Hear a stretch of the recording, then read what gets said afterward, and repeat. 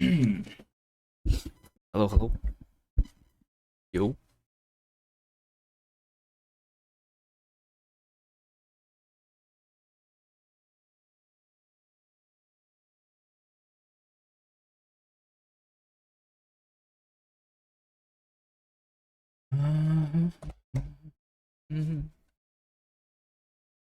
All right, what are we going to do today? We are going to work on cast again.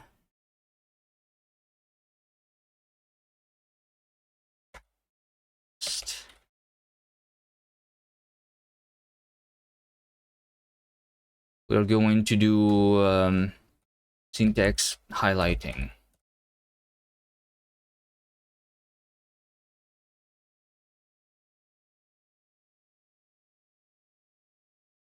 We're going to try to do syntax highlighting.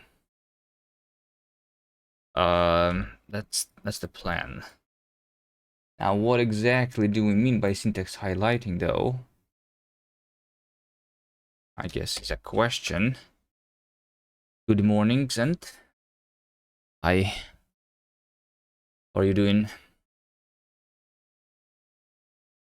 Okay, so off stream, I was adding a little bit of the highlighting, but not of the syntax, but of the... oh shit, not Linksider, hold on. Not Linksider, stop. Where is it? Cast. Wait, why is there no cast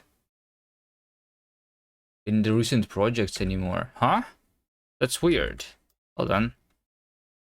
Code. Recent projects. And there is no cast.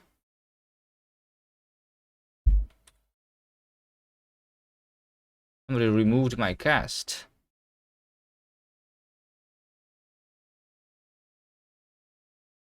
Okay, well, we are going to open folder then. Projects, cast. And cast. Ripcast. Yeah, I don't know, like VS Code forgot about its existence for some reason. Have to make a new language. Well, we're rewriting it from scratch anyway, so it's basically making a new language. So since I'm rewriting it from scratch, we're going to spend a little bit more time on like syntax parsing and stuff, because like the other like parts have been prototyped, like not everything, but like I'm not going to rush to actually implementing the language this time. We're going to spend more time on the syntax. So one of the things that I did was the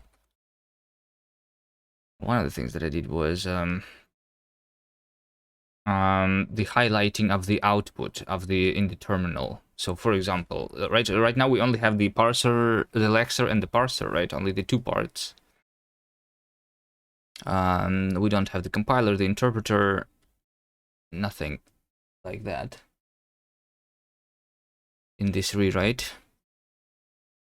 So yeah, let me just run the LSP support in one terminal and then in the other terminal. Why is the Durenv not always like loading in the VS Code automatically when I open a new terminal? That's weird, by the way. Anyway, so we have this. And so here's my binary, right? It says hello, I'm cast. But it can also do the tokenization of the thing. So here's the file, hello world, right? And we see all of these things. And this is what I added. So the strings are highlighting in green here. The identifiers are being underlined. And stuff like that. Also, if I try to parse this into not the tokens, but into the actual AST, and we're going to see this, we'll also have some highlighting, right? But the highlighting that we want to do today is highlighting of the actual, like, this file. So as far as I understand, if I want to highlight in like VS Code, I have to make an actual extension for VS Code. I have to make an actual extension for the VS Code. But let's start with something simpler, which is going to be, you know, I want to have a command line thing, which would be like cast highlight examples hello, right? Something like this, and then it will output the highlighted file into the terminal, you know. That's what I want. So let's just do that. Yeah, so yeah, sure, do that. So here's my command line interface, and we have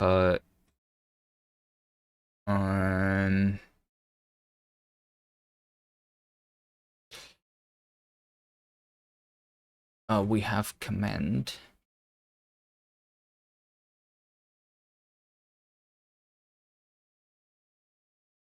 Common type T. Wait, what is this code? Oh, it's the common parts of the command. Yeah, okay, I see.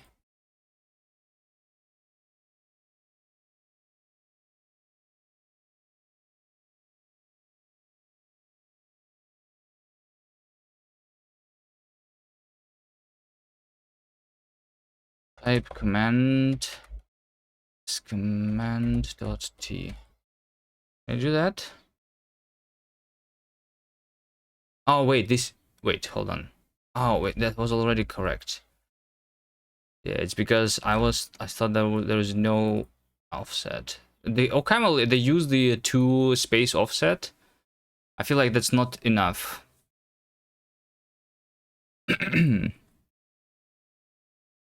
Well, I'm making something like Rust Analyzer. Yes, yes. So that's the idea. I will try to do the syntax highlighting using the language server protocol, because well, as far as you know, right, that the syntax of cast is like dynamic. You can have your own custom commands. So it basically means that in order to highlight the syntax, I need to like be able to compile the project. So like highlighter, like it's like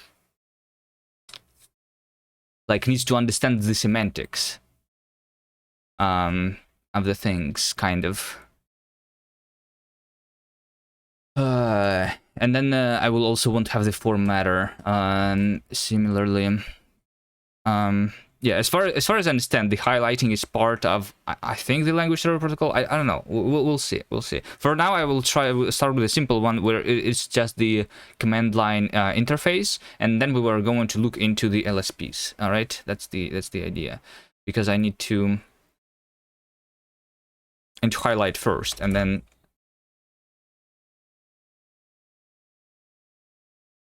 do the other parts.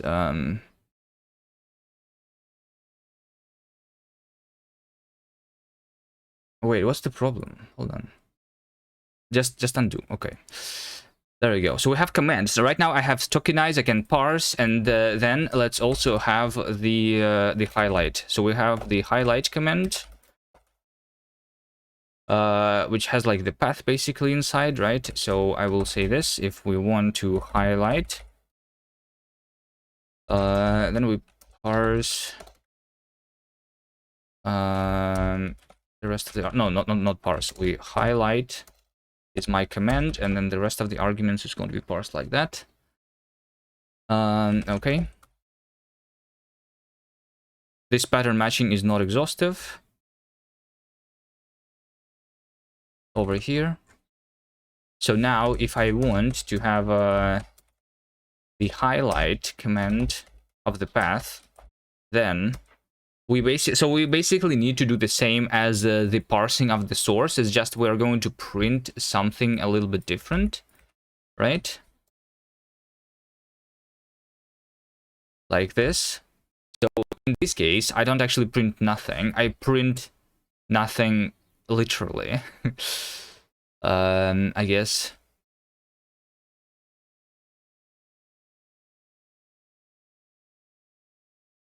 I want to know where is the end of file token though. Parser parse. Can I give it the lexer? Yeah, let's actually have it have a function which is like parse with lexer. This one is going to give me, this is basically lexer rule set ASTT option. Yeah, because like I don't because otherwise I don't have the information where is the end of file, kind of. Function lexer rule set. So this is the result, but then over here this is basically implemented with parse with lexer, like that.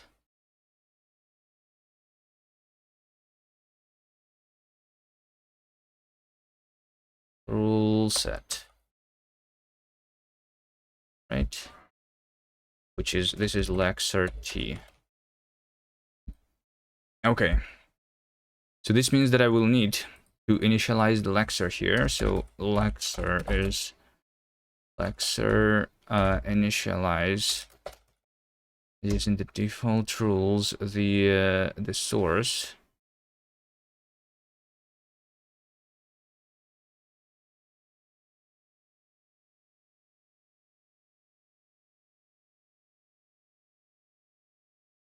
Okay, I have the lexer. Then I am trying to parse with lexer.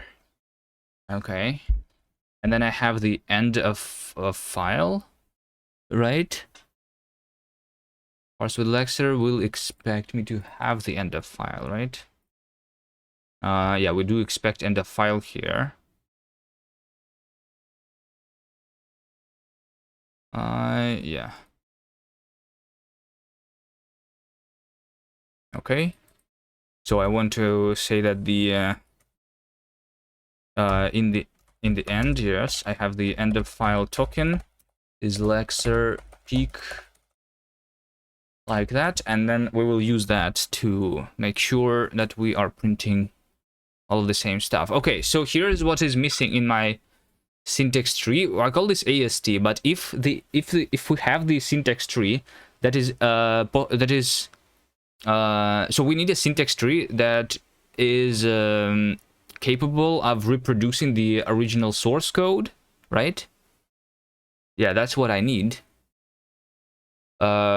Which is usually called the concrete syntax tree, not the AST. So I guess maybe I will rename this because that's what it's going to be.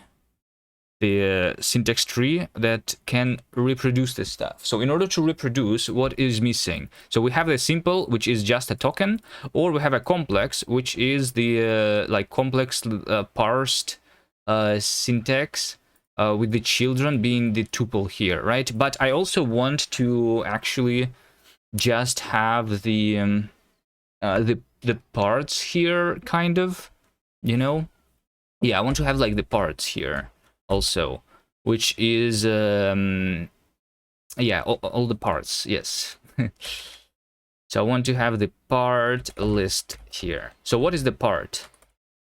Part is either a value, which is AST,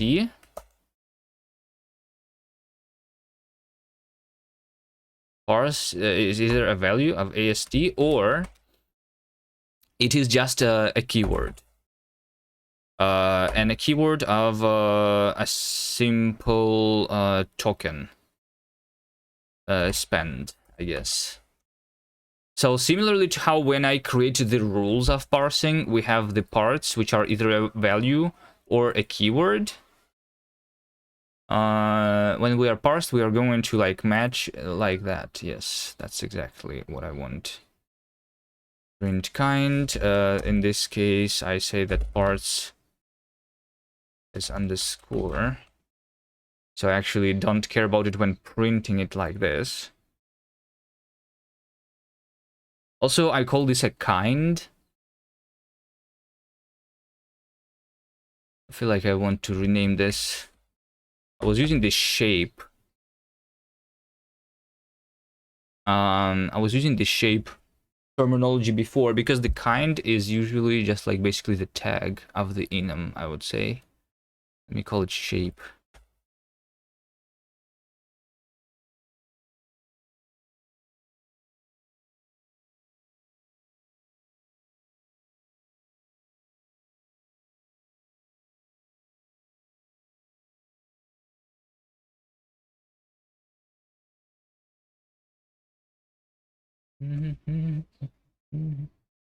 Okay, so now when I create the AST in some places,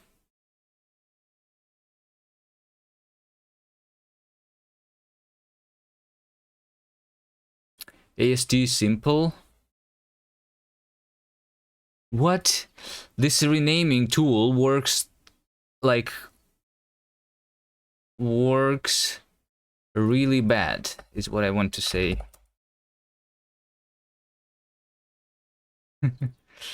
Okay, this over here. I need a token here. Okay, why did it rename the token? I didn't rename token to anything.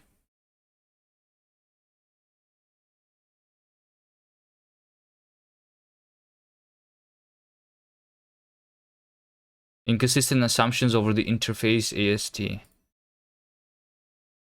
Some of the records are undefined parts. So parts, we need to figure out what the parts are over here. Other than that, yeah, this is the only error. Okay, so we need to figure out what are the parts. And I need to, yeah, I need to like collect. So this is collecting the children specifically, which I'm collecting them into like, I'm collecting only the values, but I also want to collect the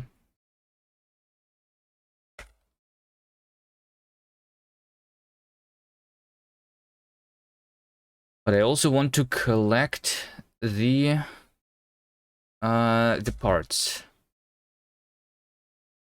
So collect parts is basically the same. We have the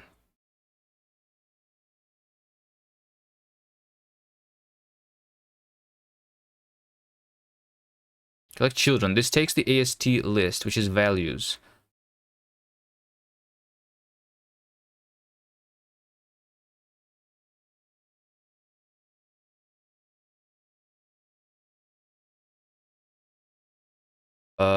Yeah, so when I call the collect, rule.collect over here, right? Yeah. A rule collect.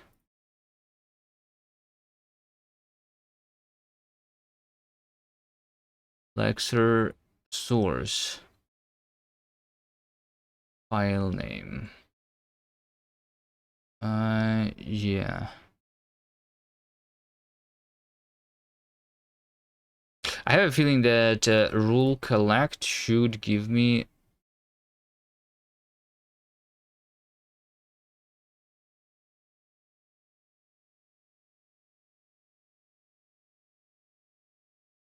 not AST list, but like everything that I parsed.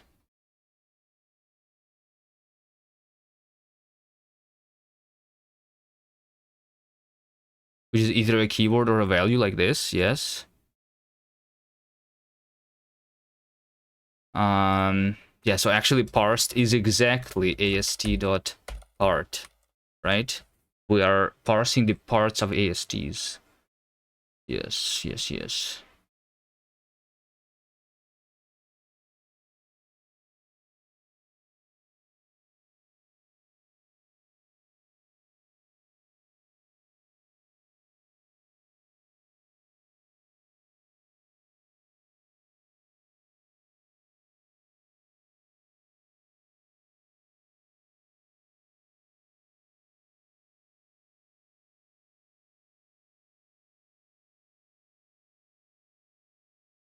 So this means that the collect, I want to have not the list of ASTs, I want to have the list of parts of the AST, and it should give me not the AST shape, it should give me the AST T, so like the AST itself, either simple or complex one, but I also need to give it the span then information, I guess. Right? Although the span is kind of like known because it is the span of all of the parts here. Yes, that makes sense. Okay, so over here I'm saying collect. list ref parsed, right? This is values, these are spans. Yeah, I'm going to move this over here. I'm calling this with parsed. And actually, yes, we just do that. And then all of this is going to be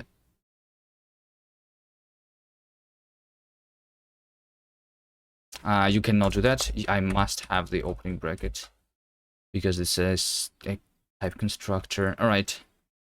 Yeah, that's what I do. So we have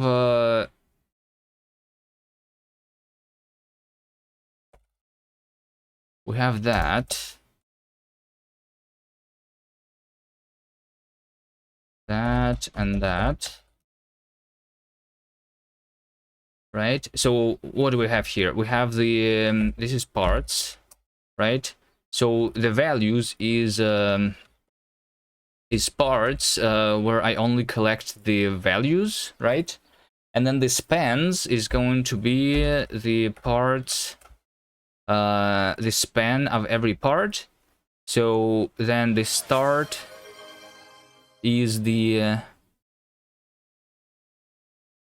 hi sweetie, anonymous gifter gave us a sub for hi sweetie. Thank you very much. I feel like I don't want this. Yeah, it's fine. It's fine. Yeah, these are the spans. So the start is the span. Is the start of the span of the first part, and the finish is the finish of the span of the last part. Yeah, that makes sense. And then the file name is this. Is the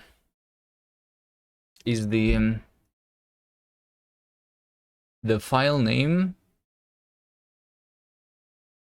You know what? The file name is going to be the whatever list had of the spans, but I want just the file name because we already have that, right? We are parsing the stuff all from the same file name, right? Right. This is the file name. So what I need is so this is the shape. The shape is the complex thing, and then we have the span, right? So this is my span actually, right? Span is span, which is that thing.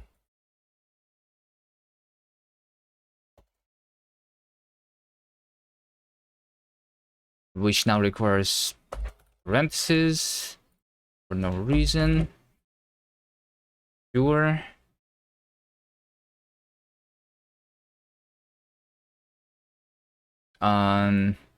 So the spans kind of are only relevant in this block. Okay.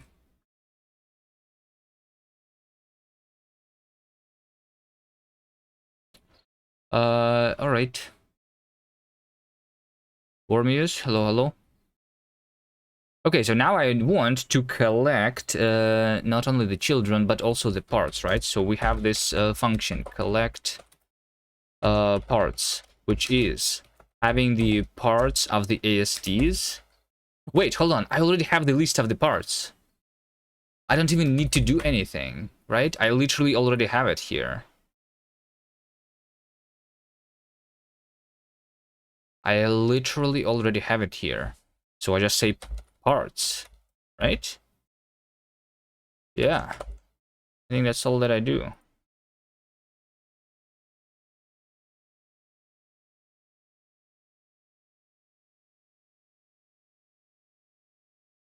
I wish the renaming stuff was actually working properly.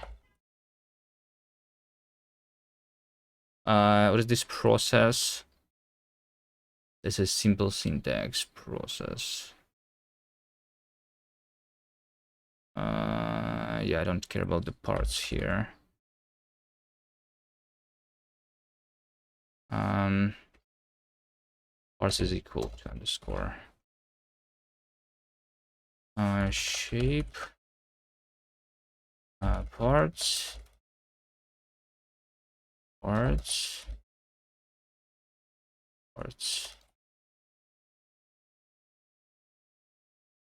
Okay. Over here, shape token. Parts.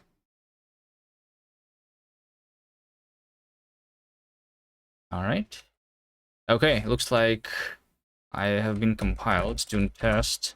Looks like the tests are still working. Okay, so now the thing is that I have all of the information in order to reconstruct the original source code, since I know all of the parts that all of the original parts that the EST consisted of, right? So over here, when I want to do the highlighting, right? Yeah, I basically want to say, so we don't print nothing here, right? We say, print, you know what? How about I highlight, perform with the arcs. I'm going to move this into a separate module because why not? So I'm going to have the module highlight hello Nigel. Perform. This has the command comment here into unit, I guess. Function source into that. Okay, and then read. But then the read, where's the read defined? Where's the read defined? Oh, there it is. Yeah. Yeah, okay, sure. Open common. So I guess I will have the another module now here. Splitting the files in OrganoCaml is difficult. Using any libraries? No. Not using any libraries.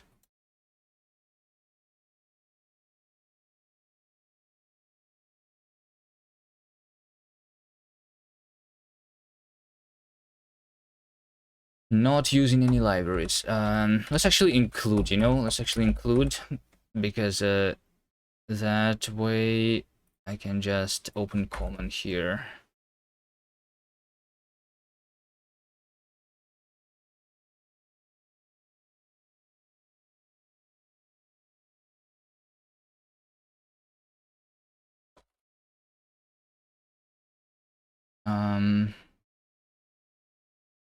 So common T has the path, right? And then we have the source, which is reading the path. Okay, there we go. So now I want to have a print token and a file token, which is going to happen in any case, actually, in the end here. And in this place, is if I have the AST, I'm going to print AST. There you go.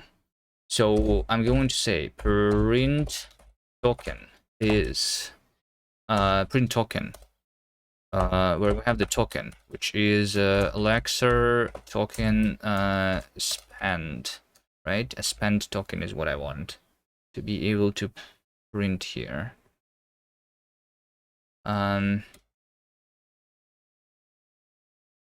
Okay, is to do.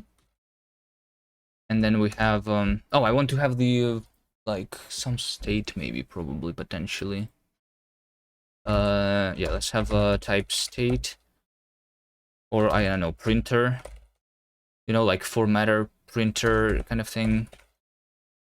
So I will have the state, which is basically the previous position, which is position. Okay, so I will say over here that let printer is previous, not previous, just position. In fact, yeah, just position is position beginning.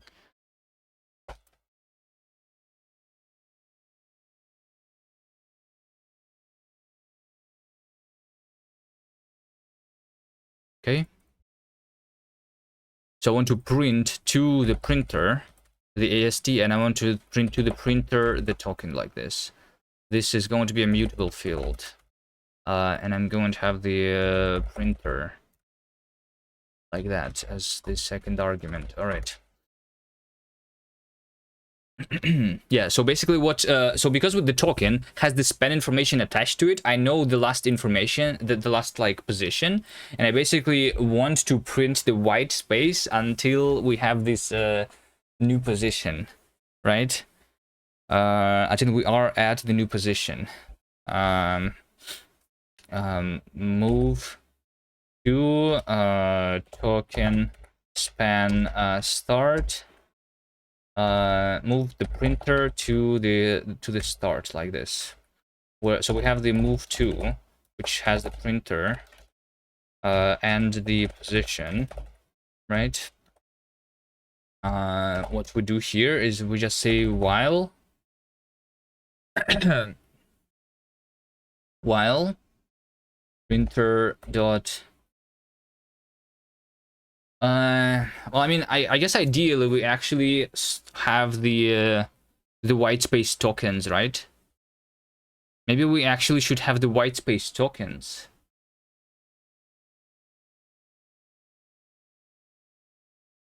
Right now I don't have them. Maybe we'll have that later. Because this will basically replace the tabs into spaces and get rid of the trailing spaces too. But maybe that's, I don't know if that's what I want to have here. Well, printer position line is less than position line. We are going to do, we are going to say that printer position is position advance using a /n printer position, and this means a sign like that, right? And since this is the character that I'm actually printing, right? Yeah, you know, like print character /n. Yeah, let's do that. Print character printer C is B, and then we also say print printf format printf %c.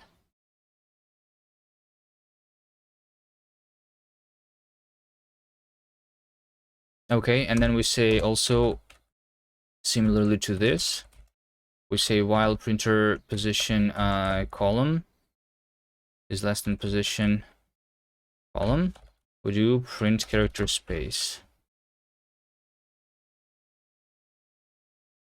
Let's have a to do here. To do actual white space tokens, maybe.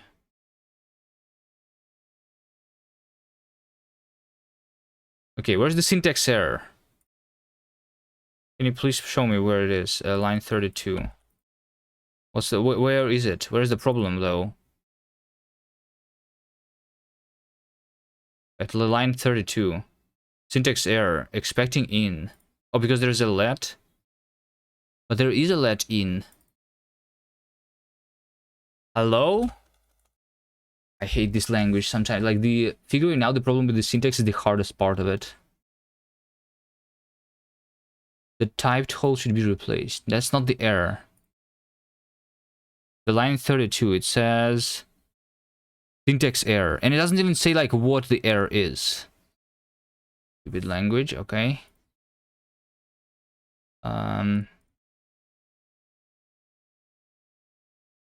I don't see the syntax. Oh, no, I don't see the syntax error.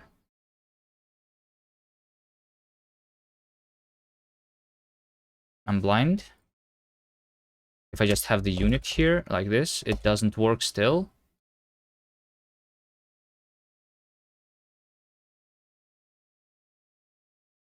Line 32, syntax error. Expecting fine expression. What? Well, I mean, we have like this in, so like this needs to be continued with something like a unit. If I comment out this entire thing,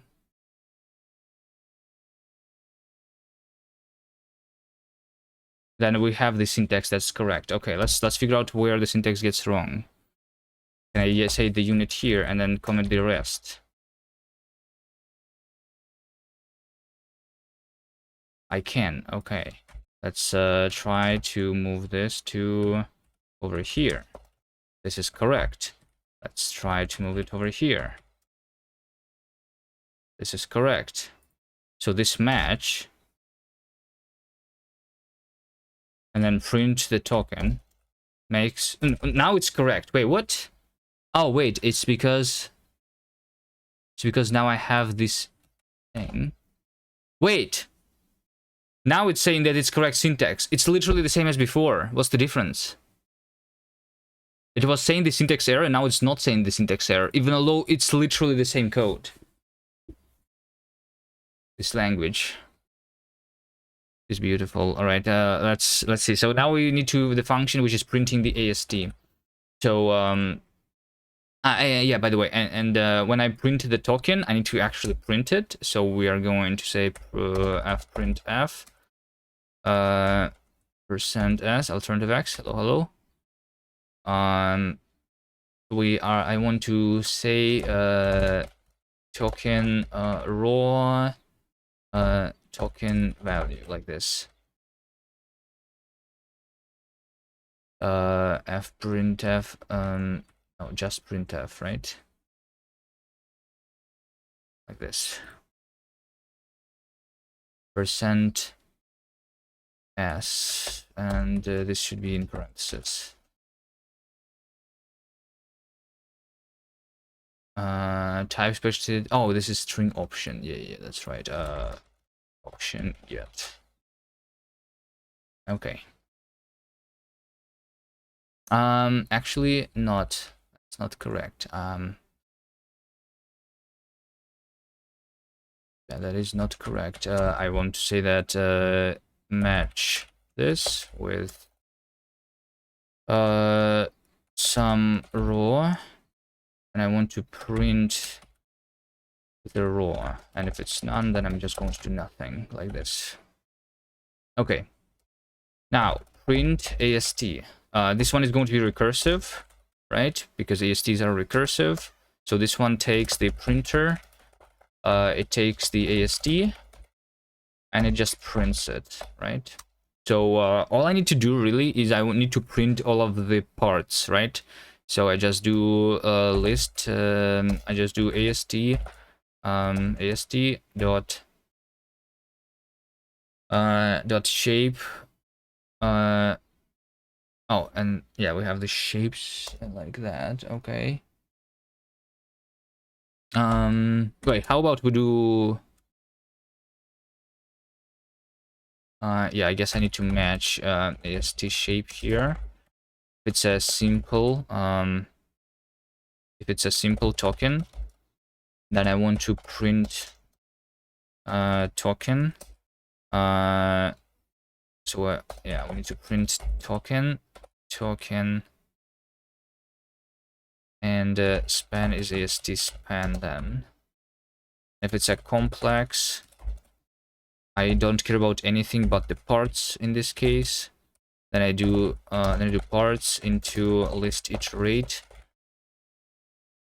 And I'm getting a feeling that another Haskell rewrite is coming soon. I don't think so. I don't think so. I think we're going to stick to OCaml or go back to Rust. One of the two things. I don't think we're going to back into Haskell. Like I would like to, but there is no point, right? Because like, as far as I understand, it will be slower to compile than Rust. If all I care about right now is the compilation time, then it should be OCaml, right?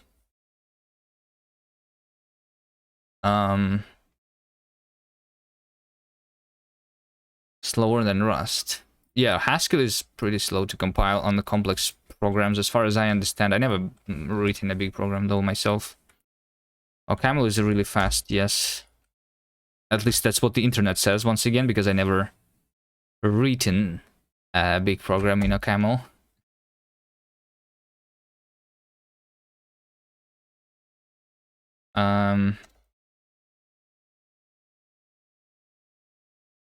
But it is a simpler language, right? It's faster because it's simpler, right? You know, like Go language is fast to compile. Why? It's a simple language. Zig is fast to compile. Why? Because of the same reasons. It's not as powerful. So I would like to use Rust instead.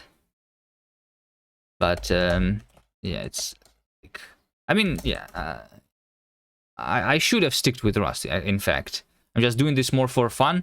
I like it's more of the rewrite. Like we're also going to refactor some parts, improve the parts, right? Like I never had the syntax highlighting, but this time I want to go into it immediately. And I will also want to have the formatter immediately before I even start working on the language, because that will make it nicer to work with the cast source too, I guess. Did you mean false? Yeah, so value AST, then we say print AST printer AST, and if I have the keyword token, and I print token like this. Unbound constructor value. This language is stupid. Did I say you this already? Like I need to actually say here AST dot value, because only then it will figure it out. Well, I mean, at the same time, that's what I would write in Rust anyway, right? Fully qualifying the things. Like I feel like just OCaml, it has the type information. So why do you make me type this out? I feel like this is stupid.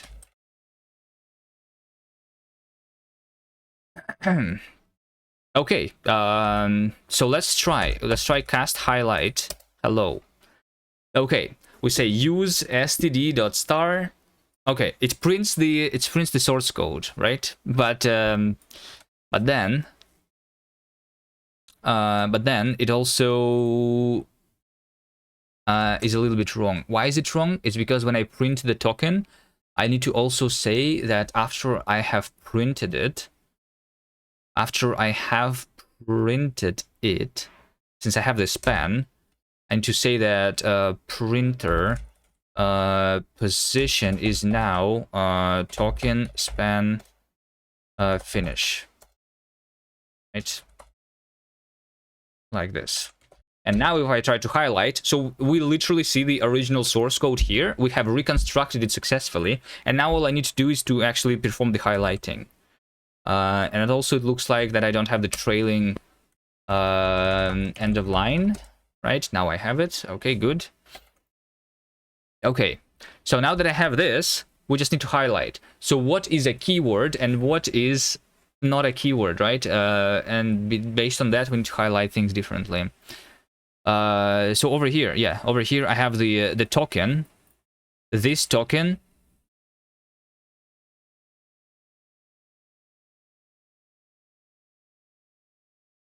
We have rain outside. So this token is going to be the keyword, right? Since this is a keyword, we're going to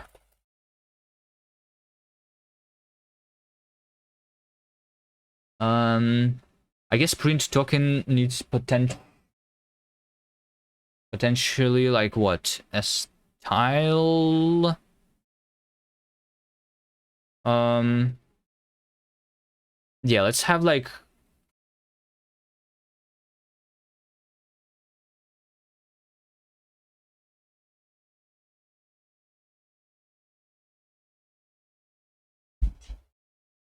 I'm putting it raw, but the way I want to highlight it depends.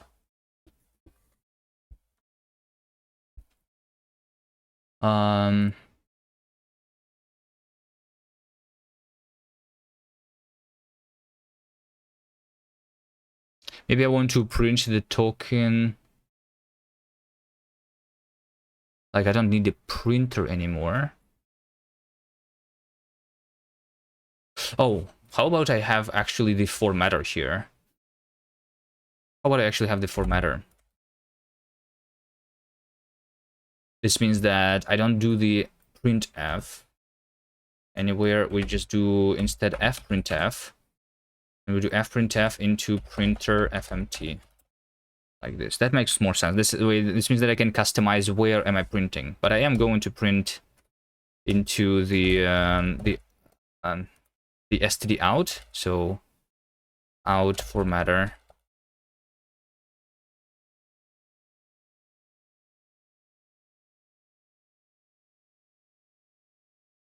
Or what is called std formatter.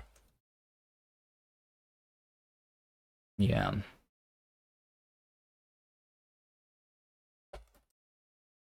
That's the same thing. I'm just thinking that the way I actually printed the token is depending, right? So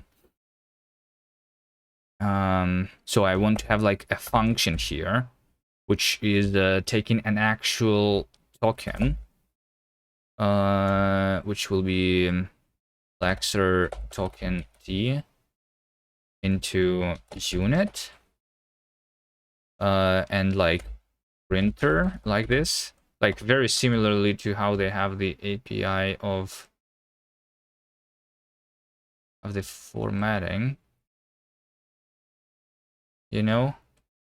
So I will actually call the function here. I will call the function f with the printer and the token value like that.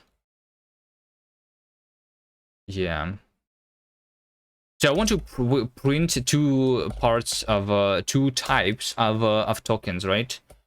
There is going to be a print keyword token.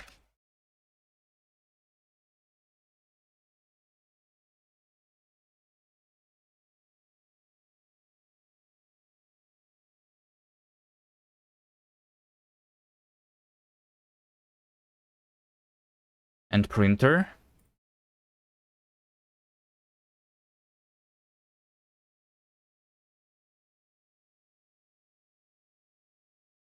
Where is the syntax error again? At line 41 over here. It says expecting an in. Why are you expecting an in here? Are you stupid? I'm telling you, this language is actually stupid. The like am I stupid? It's expecting like an in over here. Why is it expecting that? Because this is a let and there is like it's a let in. Somehow, is that what you're expecting?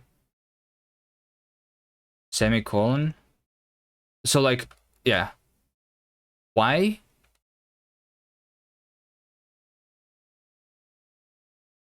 Because this was in parentheses, which is why it expected this to be like not as top level definition, but another expression. Yeah.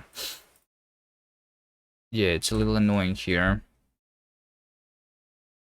And like the reason it's like that is because of the lack of parentheses. Actually, the lack of parentheses is what's leading to this. Yeah, like I don't think we're going to go into the Haskell because I'm going to complain about it in Haskell even more. Haskell is white space sensitive language. At least OCaml is not white space sensitive.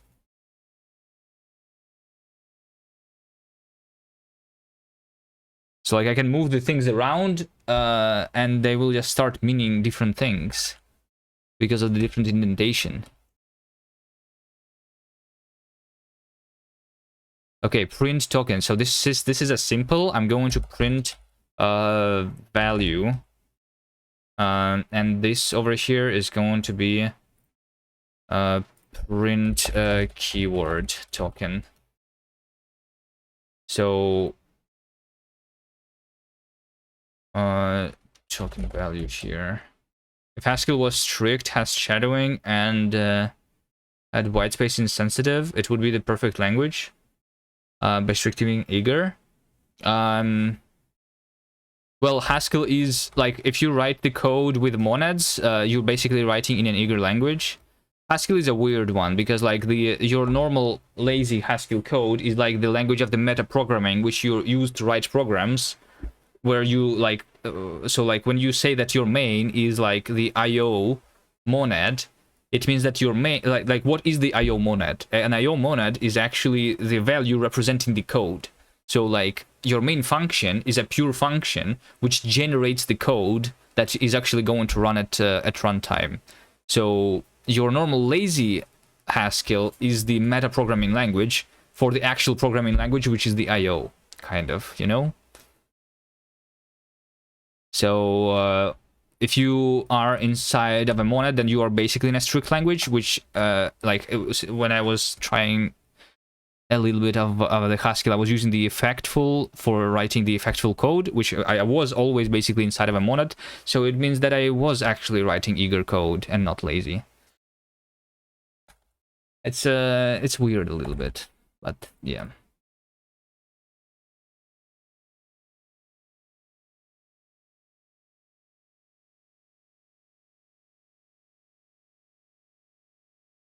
Okay, so print keyword and print value.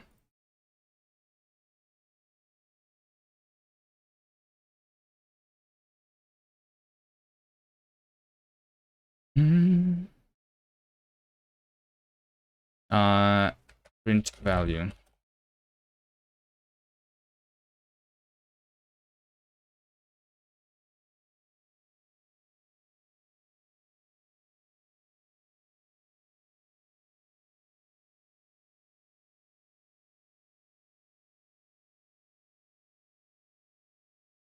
No field access, token value has type.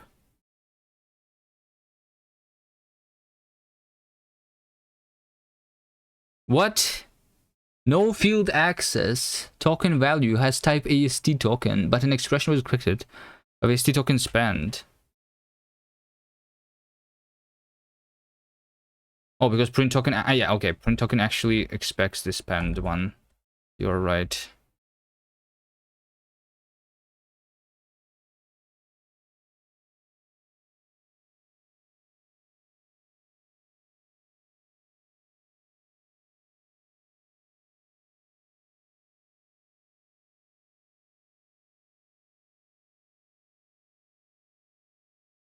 Yeah, this needs a token like this. But this is already working on the pure tokens without the spends. Okay, this should still be the same. That should be with... I guess this is not even like printing it, right? This should just be, you know, move to end of file token span start. Okay, so this is still the same. Okay, I have a feeling that I can highlight it already. So in order to print the keyword, we just need to say that it's the magenta, for example, right? There you go. Look at this. We have the highlighting of the keywords. Use. std star is a keyword. Semicolon is a keyword. Pipe is a keyword. Although, I don't know, should I highlight the punctuation as a keyword or should I not? So print is just a normal value, right? That's not a special keyword. That's just me calling a function. And let's also do the highlighting of the strings. So when I print a value, I will also, let me actually, I guess, match the token with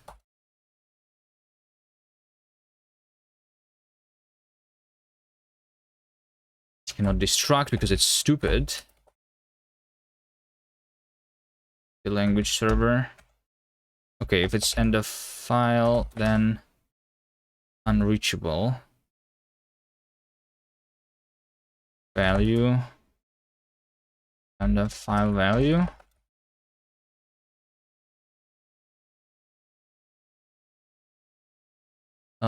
We have identifier. Raw. So we just printf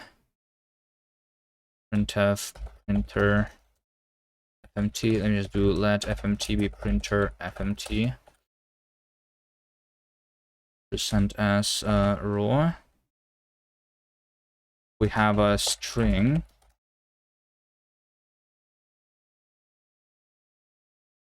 fprintf fmt percent s raw.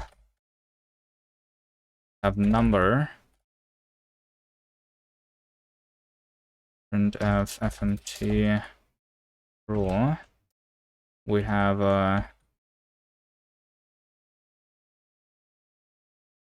and we have punctuation.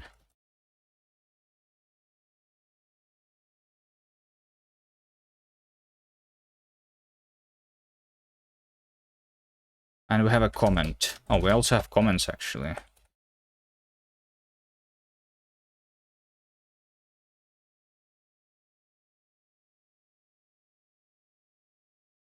Okay. Although, wait, value is never a comment. This is not supposed to be. Right? This is going to be unreachable.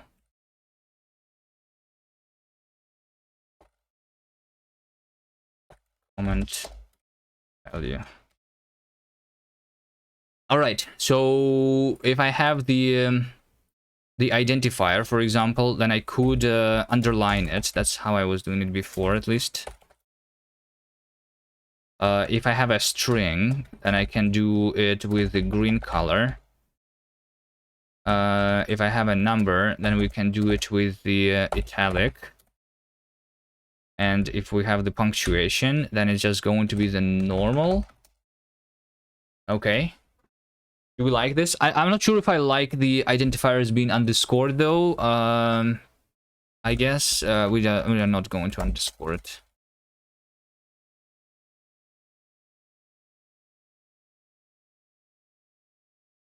We're going to see this. Okay, there we go. We have syntax highlighting in the language. All right, good. Good, good, good. We have syntax highlighting. Now we need to make this work in the VS Code. Okay? We need to make this work in VS Code. Test high.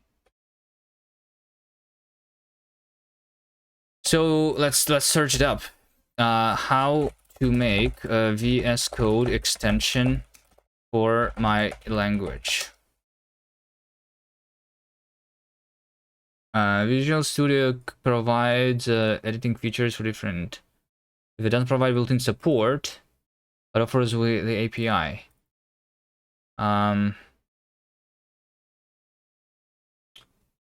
Declarative language features are defined in configuration files. For example, include HTML TypeScript basic extensions bundled with VS Code, which offer a subset of the following declarative language features. We need a language server. Yeah. I do want to start with the language server immediately here. But wait, do you need like you actually have to, like, if you only have the highlighting, you still need to have the language server? Or use trash text mate grammar? Yeah, we're going to use the language server. But how to make a language server? Extension and the binary, I guess. NTS usually. We still need the extension. Yeah, we still need to. So like, is there a short brief like tutorial to do that?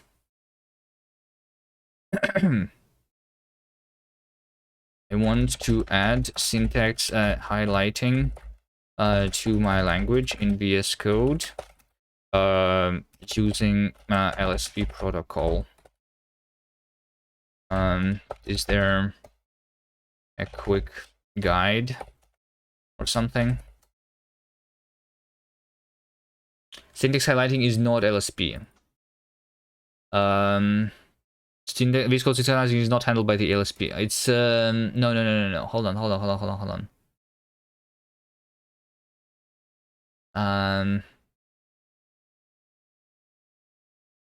No.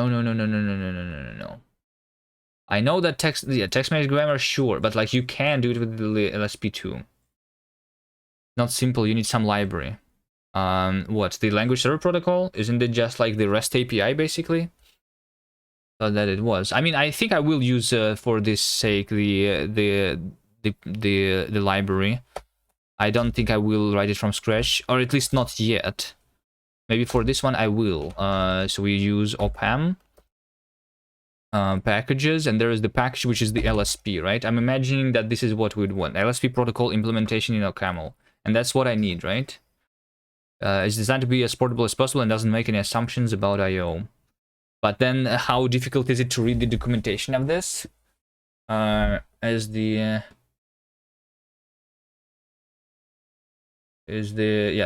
documentation, for example?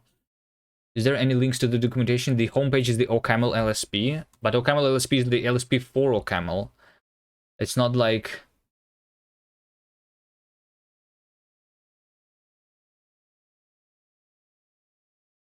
like the thing, you know?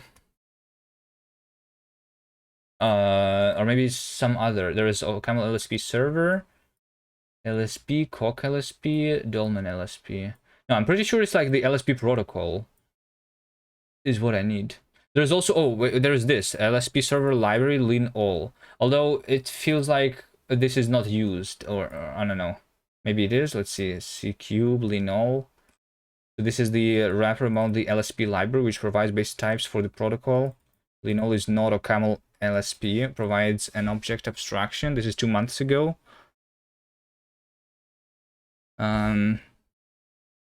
Yeah, I think it should be the LSP, but like, where's the documentation of it? I need to, there's a way to generate the documentation for all of the libraries that I use locally. I am imagining, like, similarly to Cargo Doc, maybe, in OCaml, so I can read the documentation there. Or I can look at the source code, of course. But let's just start with the VS Code extension. I want to, like, what if I make a VS Code extension which launches the LSP, which is not actually implementing the LSP? It should, like, crash or something, right? Can we get there first? But LSP can also provide highlighting, right? Yes, but LSP can provide semantic highlighting. But it's not the thing that VS Code uses by default, and it's a pain. If you want LSP powered highlighting, your LSP server must implement text document semantic tokens full. This returns a token list like this. VS Code client must enable it in your extension and register it in your client code. New language client, cast, server options, document selector, scheme file, language cast. Have you made Zakazaka the extension for VS Code? I never did this. Where is tutorial for making, I don't know, language server extension overview?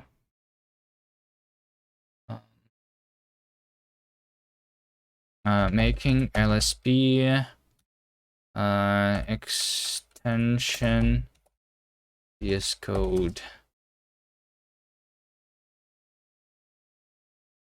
Integrating a language server. This is a blog from 2022. If you're working on developer assistance tools such as autocompletion or error handling, the LSP was invented to solve the problem. So we want to do this. Starting a language server from the VS Code extension. You don't remember the tool name that generates it? NPM maybe. The Visual Studio Code provides first-class support for integrating a language server into an extension. Assuming you will already have an extension, and if you don't, you can get started with part 1 of the series. Okay, let's go here. All right, we need NPM, right? I feel like I need a new thing. You made an extension for your programming language a while ago. It's just syntax highlighting though. No LSP. What's what we going to do before this slope apocalypse? What's slope apocalypse? Is your language Redden?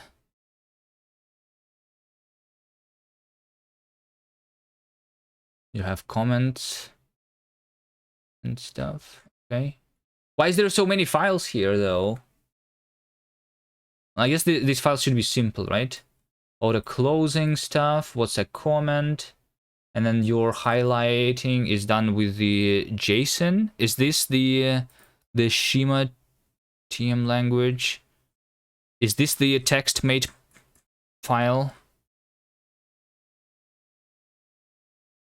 Yes. All right. I feel like I want to do this through the LSP, although anyway. The AI slope wave. Oh, do you use semantic coloring in Rust? Do you not? Like, I mean, the Rust, I just have the Rust Analyzer, like, extension, and it just does the semantic coloring by default, right? That's because when you open a file, it actually, like, you can see the colors change once the LSP actually starts working, right? One of the things that it does is, like, it underlines the mutable variables. Yeah. Yeah, we can do that. For now, it's just like going to do it like not really semantically. But the problem is that I need semantic one because of the custom syntax like thing, you know? Because I don't have the like I could alternatively like generate the TextMate grammar from my grammar, right? So if I have the rules like this, right? I can convert this into TextMate grammar, I guess. And then it will be like able to highlight it without the LSP.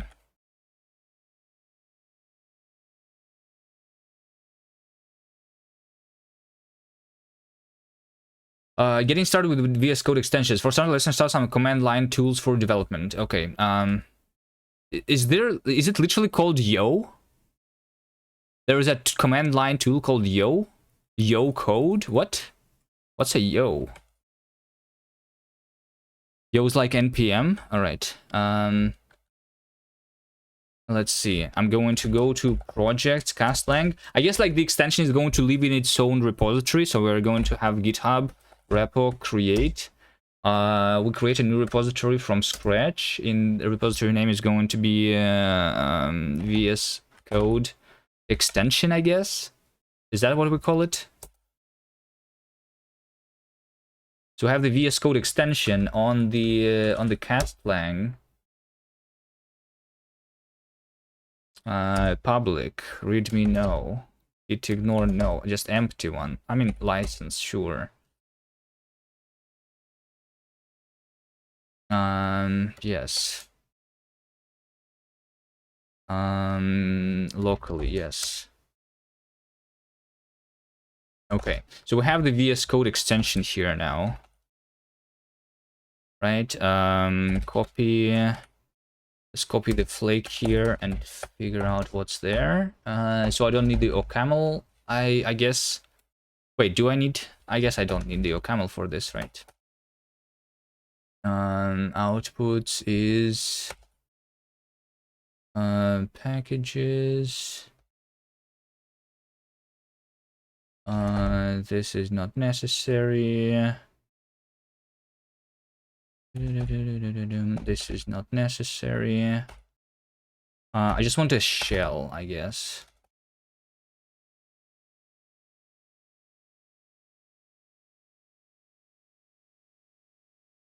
So we need the Node.js or something? Or what? We need a Yo generator code VSCE. Like this is from the NPM. Do I just install it from the Nix packages though then instead? Like where does this install it? Or does this install it locally? Is this installing it locally? No, this is global. I don't want them to install anything global. Yo. Yeoman generator. I guess that's literally it then, right? We just have the yo. We have generator code.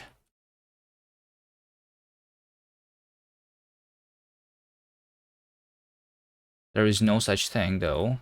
I feel like this needs to be installed locally. VSCE. What is VSCE? Visual Studio Code Extension Manager. Okay.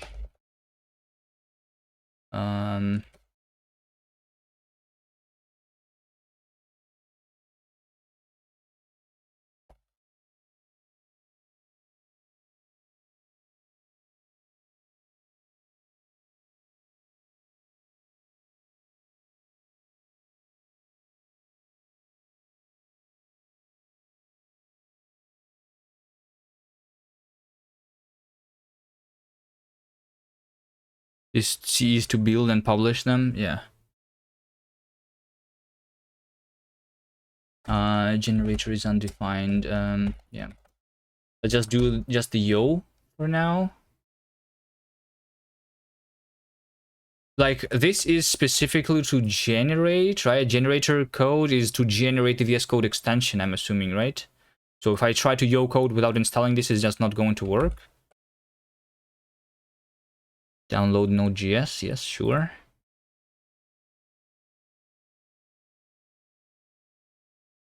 Yes, you can also be installed through the npm. I don't want to install through npm because I don't want to install into anything global.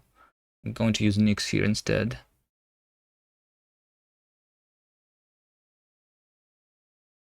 Yo code. So this is going to say that I don't have the generator, right?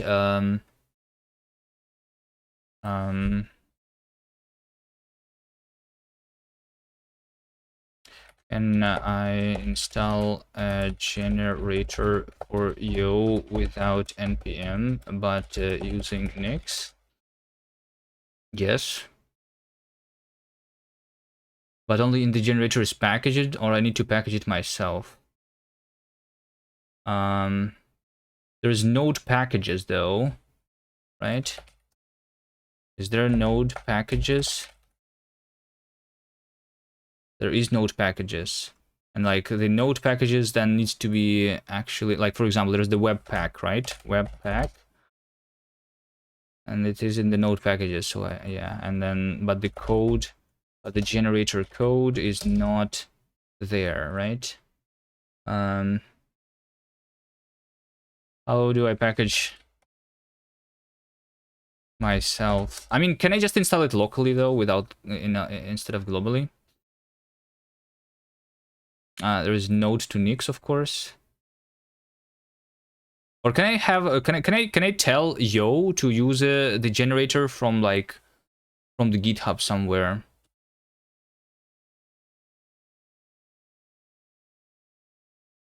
Yo help. We have the generators, the args, local only, install a generator. Generators can be installed through the npm.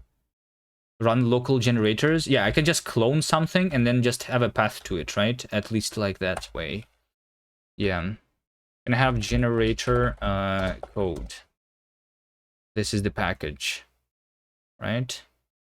And this is the repository. Let's just clone this one into temp. Yes. And then I just do yo temp VS Code generator code.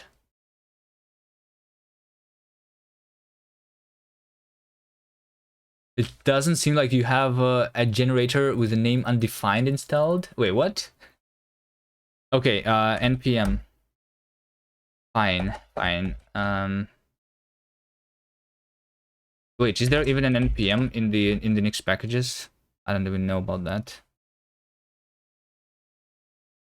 npm. So I just install Node.js. And it's going to give me the npm. I'm not sure. Npm. Can I do npm install without the global, right? Npm install generator code. This is going to install it into some local folder here, right?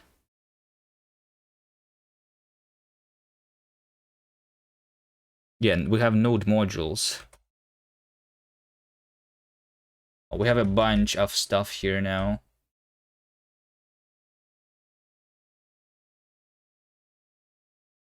It's only global with the G. So, but can the yo then generator code be using this local one? Oh, it can. Okay, nice. Yes. Install generators don't need the generator prefix. Yeah, sure. We can just do your code. Anyway, so we have, what type of extension do you want to create? New extension TypeScript, new extension JavaScript, new color scheme, new language support, I guess, right? Let's follow the tutorial.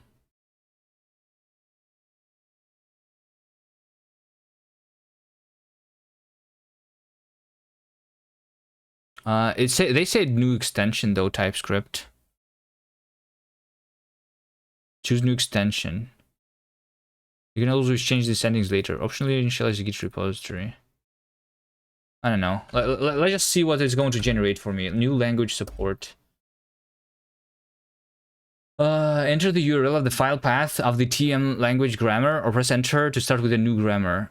Yeah, I don't want to have a grammar at all, right? I just want the LSP. What's the name of your extension? Cast? What's the identifier of your extension? Cast? What's the description of your extension? Cast?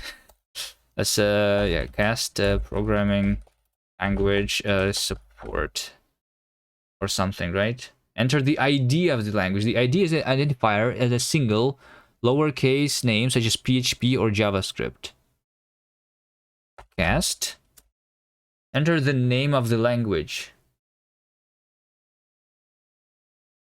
Cast. Enter the file extension of the language. KS. Do I need a dot? .ks? Enter the root scope name of the grammar. Source cast. I'm imagining. But that's only if I have the grammar file, right? Which we can do. Initialize Git repository? No, we already have the one, right? Do you want to open the new folder with VS Code? Skip. It initialized this over here. Okay, it initialized a bunch of things actually, so I just need to move everything, right? From here to here. Override what? I mean, yes, override everything. Okay, so you want me to just open this with VS Code and it's just going to, I don't know, code. Let's see.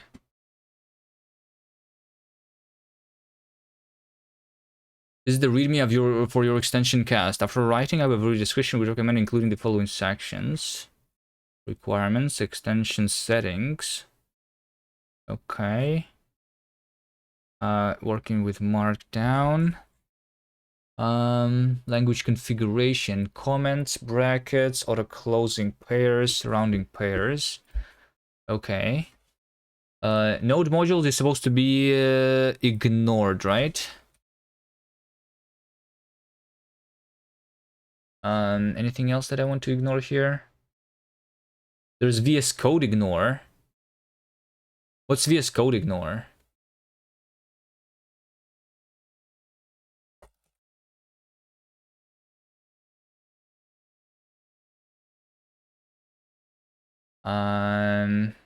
Ignoring for the package, which is the extension, I'm assuming, right? Sure. Extension quick start. Syntaxes. This is the text-made grammar. Okay, syntaxes. So we have in the package, we have grammars, which is this. And we want to just remove this, right? So if I just comment this out, then we're not going to have it. Can be removed, yes. This is complaining about the comments. Is this just a normal JSON? Okay. Sure. So we just initialize the cast programming language, which has the extension KS. So at least it should detect the thing if I install it, right? Sturdibos, hello. But there's an annoying issue where without TextMate, your colorized brackets would appear in string literals. Without TextMate, it ignores the semantic tokens. Okay, I guess we will have a simplified grammar then here, right? Maybe we will have a simplified grammar where we just can, like, which is just basically doing the tokenization only. How about that? How about grammar is basically the lexer, so that we don't have the parentheses inside of this.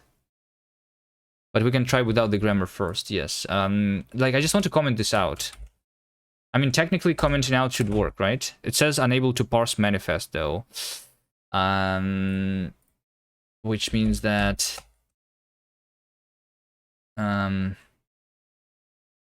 like, I just don't want to lose it. No comments in JSON. Commented out. How about this? How about this? Commented out. Yeah, there you go. That's how you comment things out. You just use the field that is not actually used, right?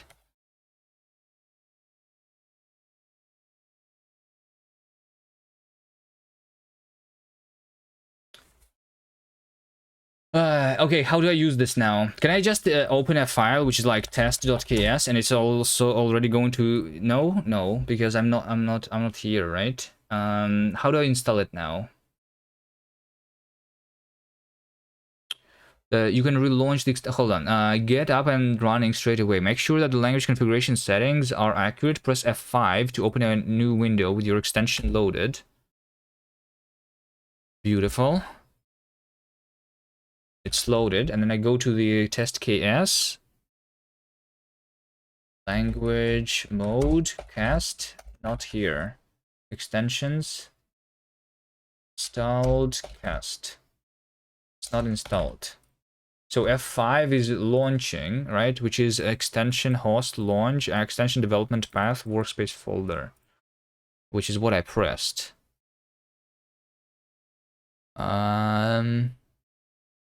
Beautiful JSON that cannot have trailing commas or comments. Yeah. Why did it not work, the F5 for me? We just started making a grammar? No, the language... I already have the highlighting over here in the terminal. Look at this. So we just need this to be working, but on the using the VS Code extension. The grammar... The language that I'm making has extensible syntax, so it's a little weird. We're going to need the LSP, not just the grammar. Run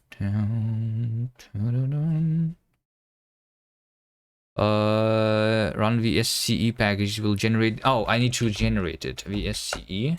Just run it like this. Wait, was it here? VSCE. Like, they don't have it in the tutorial. VSCE package, I guess.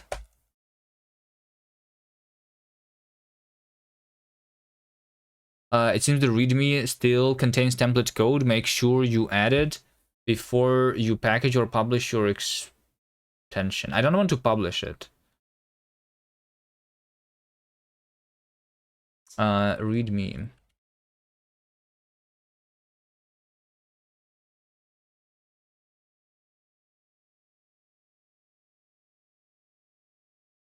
Cast VS Code extension.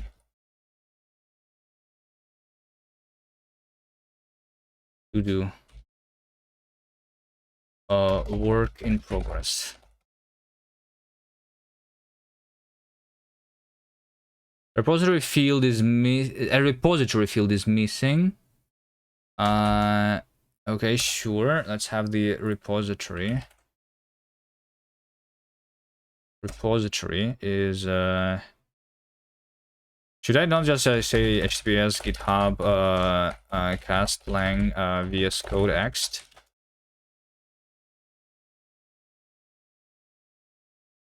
Error code about scanning secrets, illegal operation on the directory, Nix store.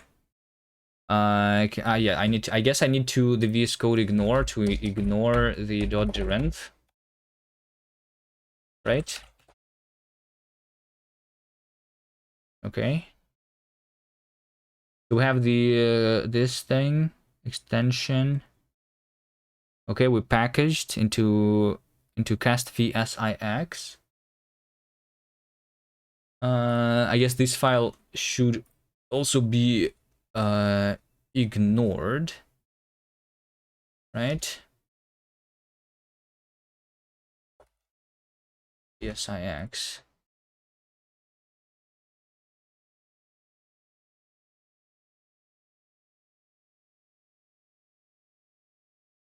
I need to locally install it, but what's the F5 for then? Like, isn't F5 supposed to do this for me?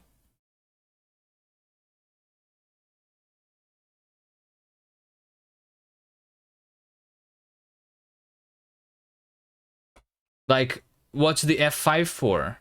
Extension host, extension development path, right? So that I can actually debug it. NeoVim won't have this problem. Yeah, sure, but we want all of the editors, I guess. I'm just using VS Code right now, so I'm doing that. It's a little annoying, is this as I see. In the NeoVim, we would just need to attach the LSP and be done, right? F5 also works, but it's a temporary session. Yeah, I mean, I want a temporary session, right? Kind of. Wait, F5 doesn't work anymore.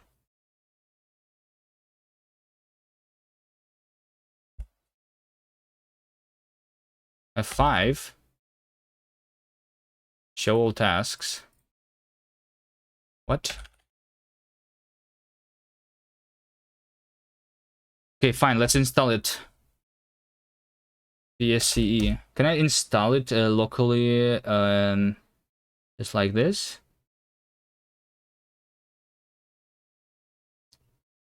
I mean, if I right-click,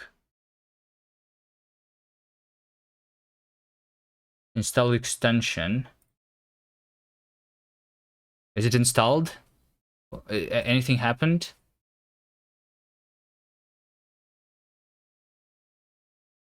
Nothing happened. It didn't install.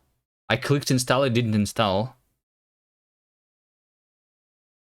Do you have activation events in package.json? No. You think the commented out thing is making it not work? Or maybe it's because I pressed F5 once. I pressed F5 once. How do I stop being inside of the development thing? Like, why does F5 not work anymore? It was working originally. Let's try reloading the VS Code.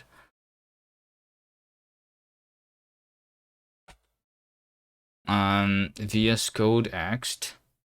It should activate by default, but like I didn't even have it installed. I clicked install, it didn't even install it, right?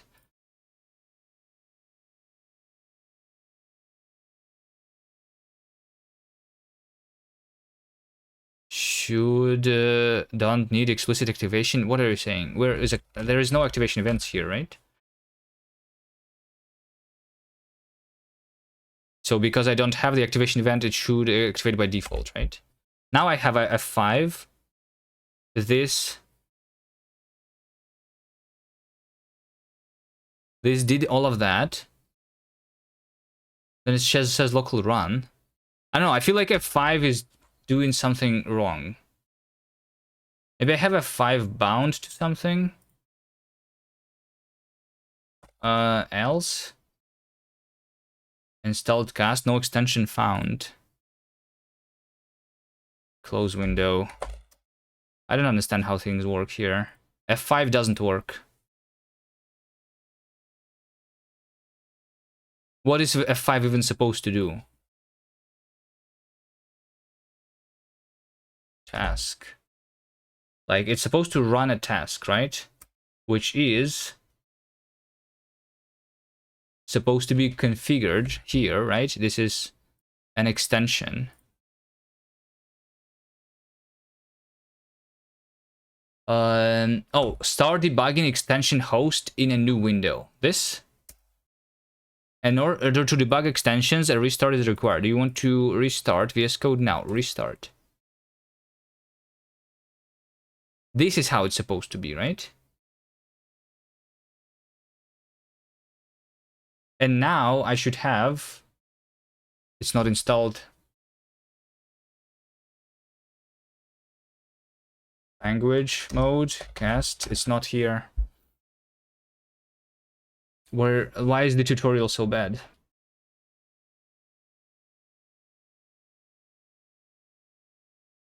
Or am I stupid? This is the language configuration. Define the tokens that are used for comments and brackets. Set up and running straight away. Make sure the language configuration is correct in the language configuration.json. Sure, like this is like some placeholder thing for comments and block comments, right?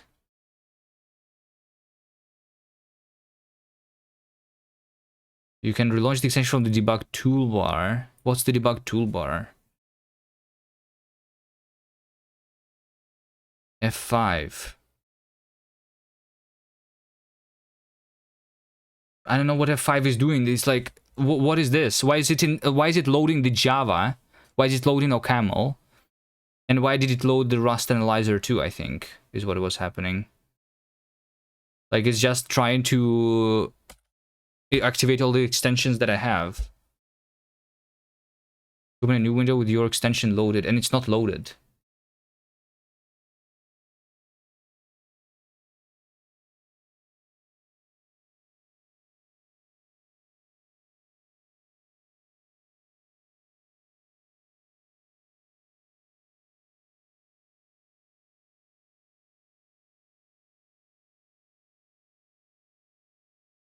Load all the things. F5 is start debugger shortcut. Why doesn't it start the debugger then?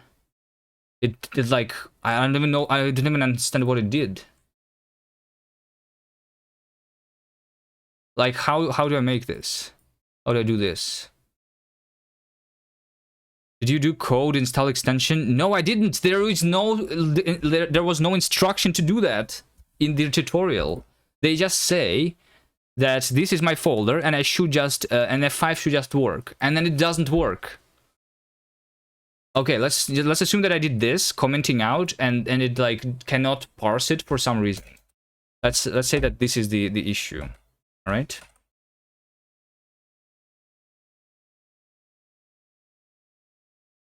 Start debugging extension host in a new window.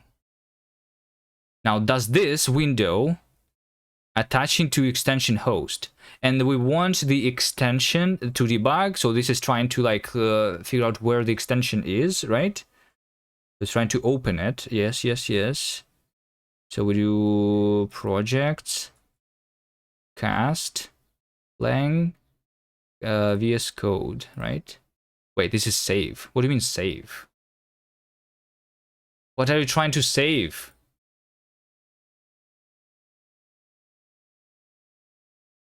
We have the call stack, we have breakpoints, I have extension. Cast. It's not here. Languages. Cast. It's not here. What even is this? Extension debug host something. F5. F5. F5.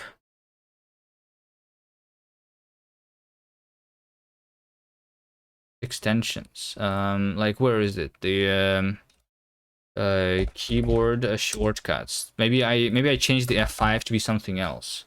F5 is debug continue. F5 is start debugging, right? F5 is run task. F5 is debug open view. I think this is the default keybinds, right? Kuvi thinks software works. I will guide you. Your extension must have export async function activate, I think. Okay, where's the source code though? Wait, I don't have any TypeScript, any TypeScript, which I should have, right? But the problem is it's not even installed. Like, you know, I click over here. Here's my extension, right? I click install the extension, and nothing happens. Right? It just doesn't, nothing happens. It doesn't install it.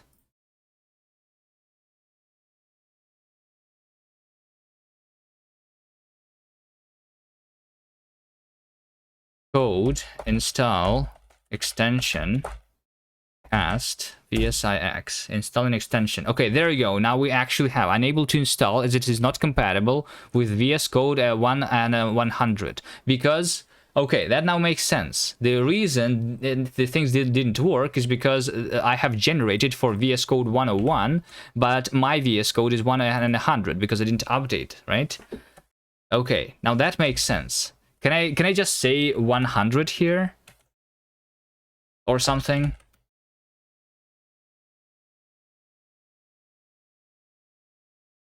Can I just do this?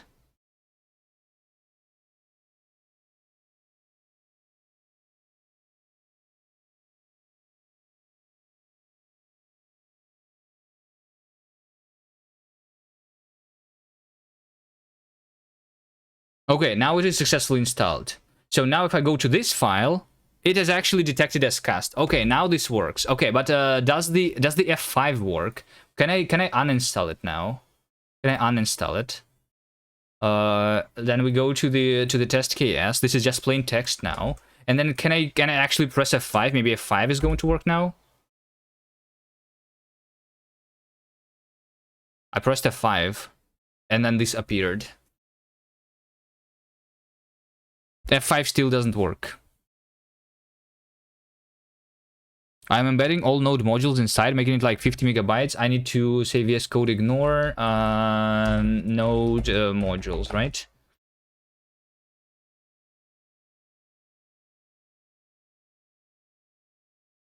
So just 4.5 kilobytes now. Okay.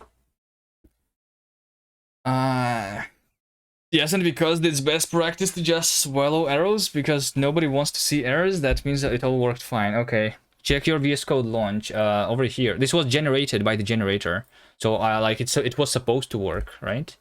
That's what we have here. Configuration, extension, extension host, launch, extension development path, workspace folder. So it's supposed to launch a new VS Code window with the extension enabled, right?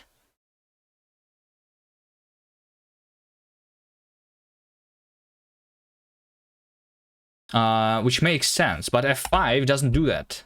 I press F5 and like then it thinks for like 10 seconds and then it shows me the local run here. Because maybe there's another error somewhere. So let's like, can I do this but from the command line, you know? Can I do code extension development path is dot? Like, does this make me to have the language mode, which is cast? No, it doesn't. Maybe name is wrong? Why do we have to guess? Why isn't there like an error that's shown to me?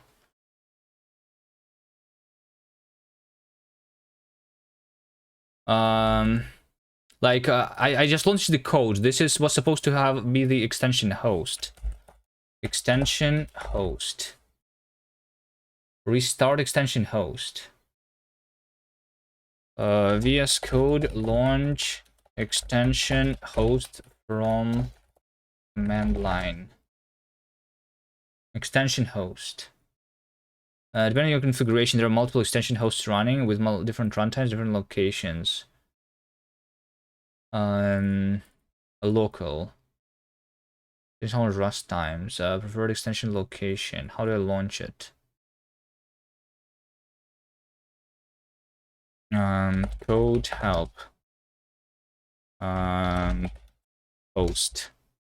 Extensions with the extension host. Context. Allow debugging and profiling of extensions with extension host being paused. So like the this argument that I provided it, which is the extension development path, isn't even like listed in the help, which means that it's ignored. In the third icon down from left, did you see your task? Third icon down from left. Search. The play button, run and debug. Oh, this works. Okay, actually this works. This is how we launch it. So, but isn't the F5 supposed to literally do the same thing? So is it that my key bind is not working for some reason? So we over here we have the language, which is cast. Okay, yeah, there we go. We have it. It's supposed to run like this. You're right. Okay. What's wrong with my F5 then? Can I fix it?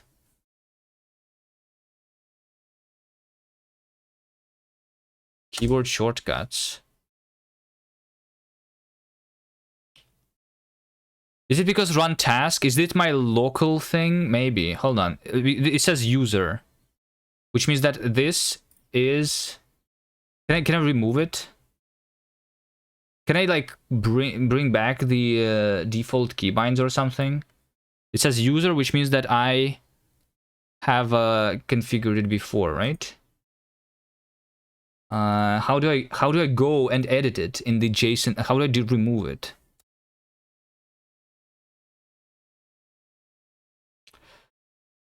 Reset. Reset. Okay. So yeah. So reset, right? Reset. Reset. Okay. All right. Okay. Now we got it. Now we press F5 and we open a new window. Okay. That was my bad because I changed the things. You're stressed out watching this? It's fine. It's fine. We're getting there. See? Everything almost works now. This.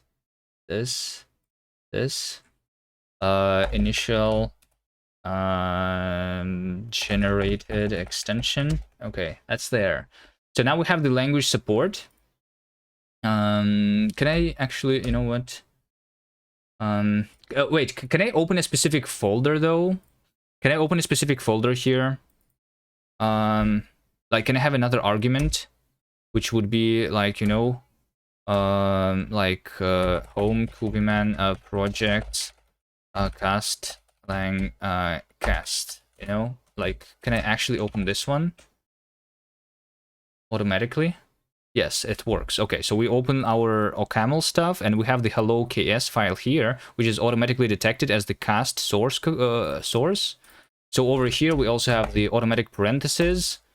Also they work inside of the strings, like you said, right? And everything. Okay, nice, good. Good. Although, like, this shouldn't be like it shouldn't be then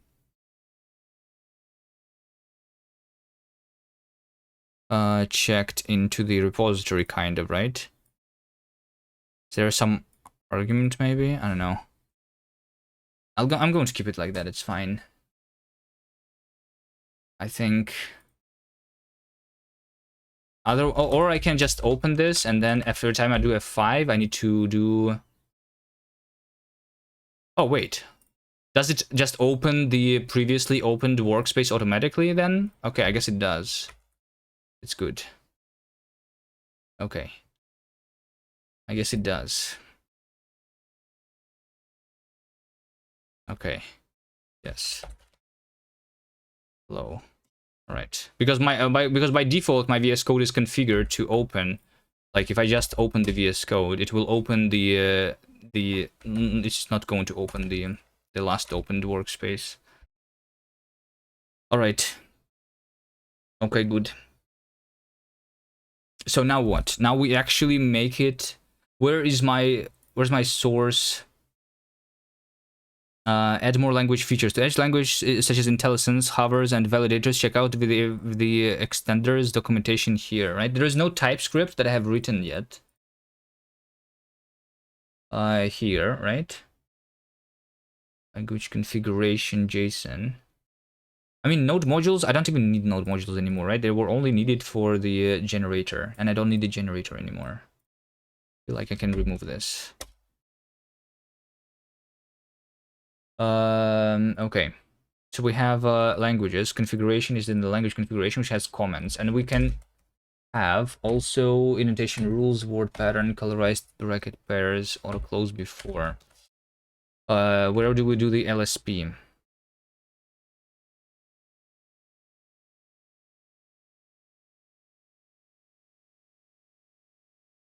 Where we start our language doesn't matter, although it usually makes sense to do this right in the activation function, since that will start our server whenever the extension starts.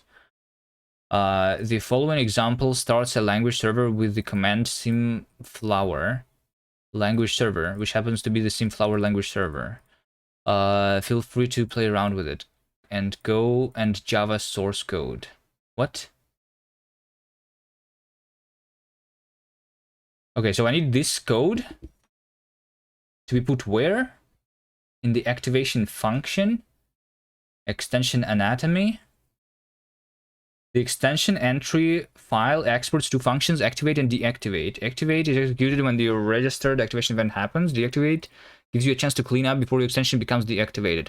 For many extensions, explicit cleanup may not be required, and the deactivate blah blah blah blah. So where is this thing? The version of VS Code is in the engines. VS Code types gives you IntelliSense. So where is this file supposed to go, right?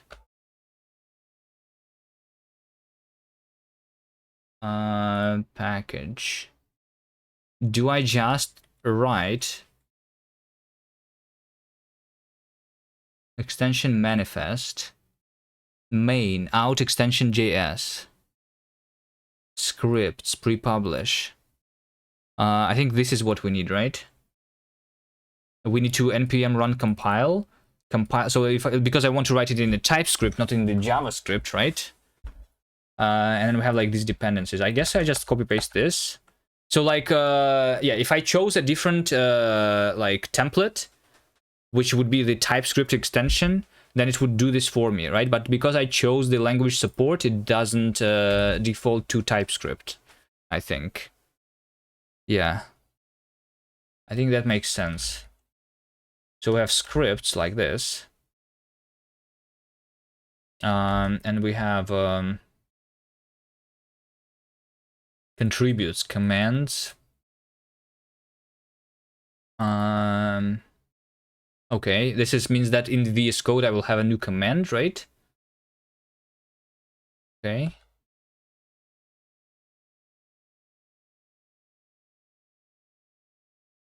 Let me actually try this out too. I guess this was going to be like cast dot hello cast or something. Activation events is also here. Categories, others, engines, repository, publisher, and then the main, right? So I need to have npm run compile. TSC not found. So I need to do npm install, right, for the dev dependencies here, which is going to install the TypeScript. skip commands for now. I mean, I guess it's not going to like say. I'm just going to see it in the command chooser, right?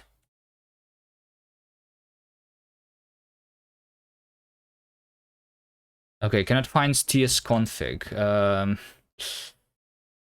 You know what?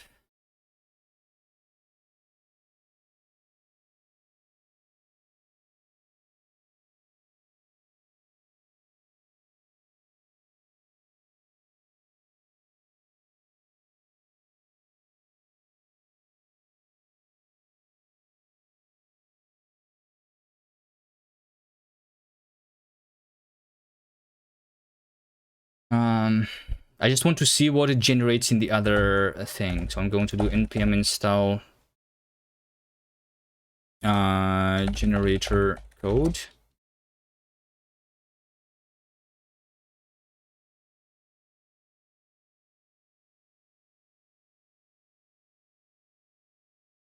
Again, and then I'm going to generate the other one, which is just the TypeScript extension.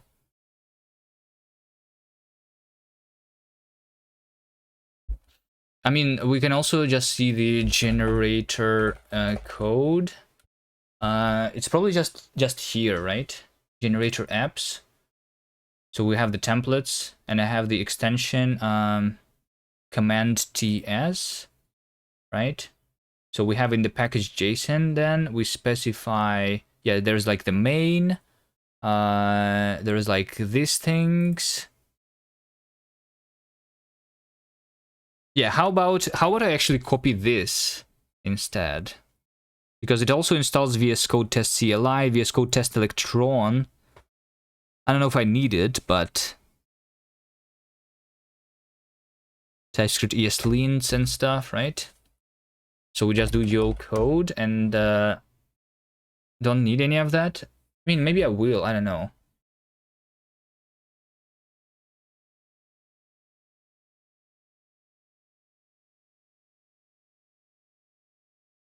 Which bundler to use?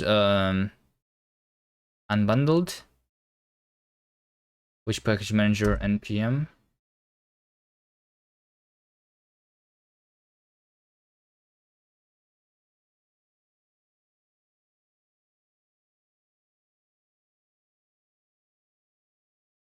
So we have this thing that was generated, and I just say that main is out extension, activation events, scripts. Like, see, it makes more scripts like lint and test, pre-test, whatever, watch, sure, and all of these dev dependencies. Just a little bit different, I guess, right? And then we also have the tsconfig. Okay. And we also have the source, like that. And I think the other files is probably unneeded, right? There's also ESLint config, which I probably also want for linting. Here's our your depths.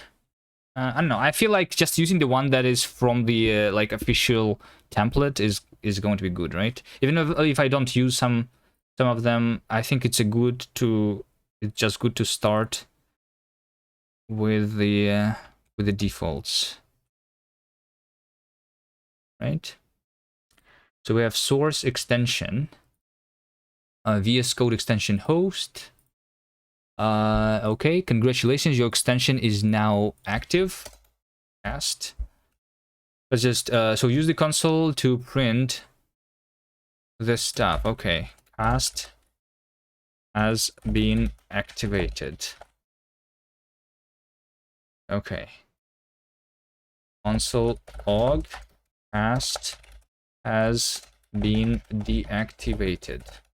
Okay, so can I just do F5 here? And then I go to the activating expansion, device developer cast failed. Requires stack.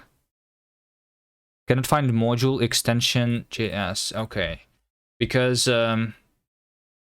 wait.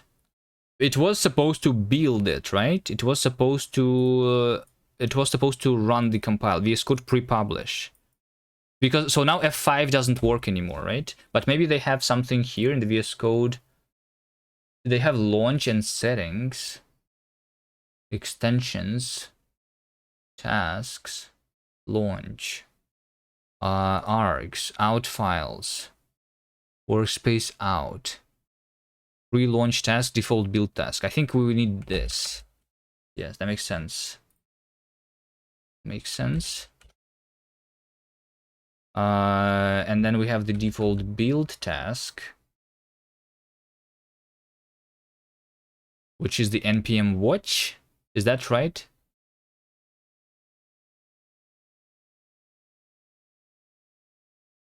Why do they have the extensions recommendations?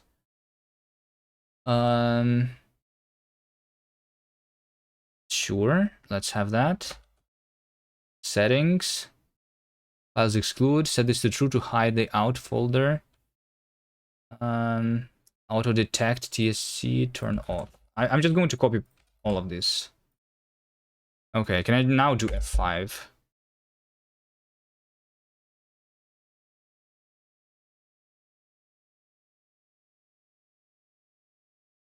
Activating failed. Can't find module. Kubernetes projects cast VS Code X out extension. Okay, it was not ran.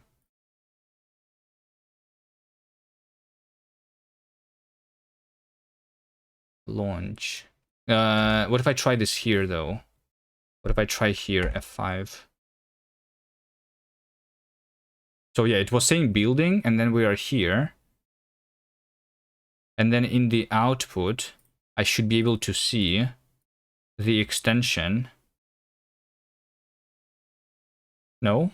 Should I not see my extension here? Extension host? Where is my logs? Where am I supposed to see my logs?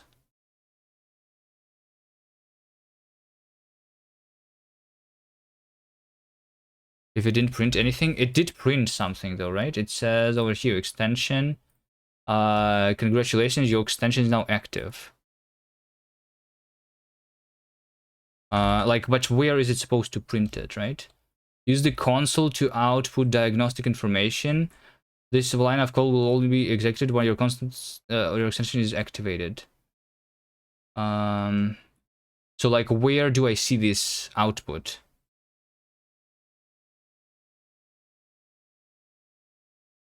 A. Main.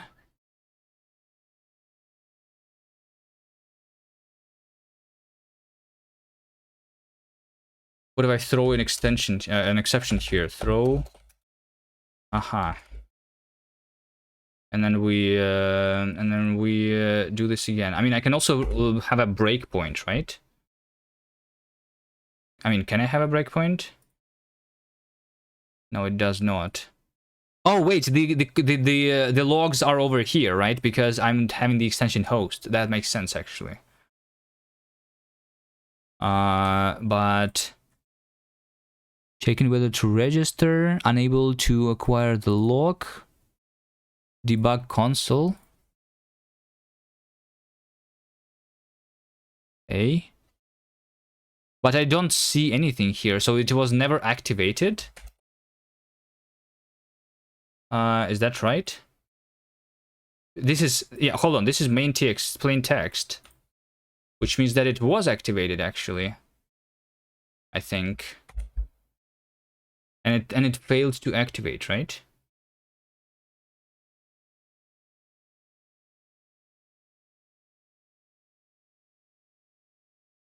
TLS connect, a client network socket disconnected before the secure TLS was established.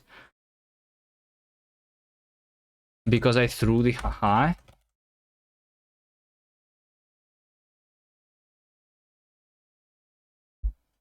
Why is it so difficult? It didn't rebuild. I think it didn't rebuild here. I think it didn't rebuild. Terminal. Is this the actual terminal? Why does Control C make it hang infinitely? npm run compile. F5. Now it says building.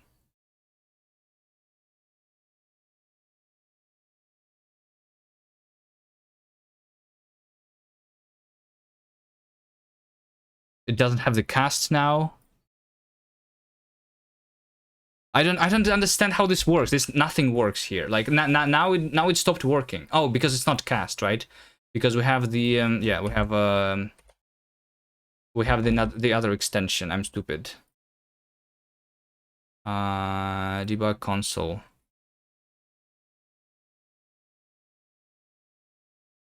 So it doesn't, like, I just don't see this, is my problem. I guess. Let's try this here. So first of all, if I do npm run compile. Oh, wait, hold on. It was running npm run watch. Failed to launch. There you go. That's my problem, right?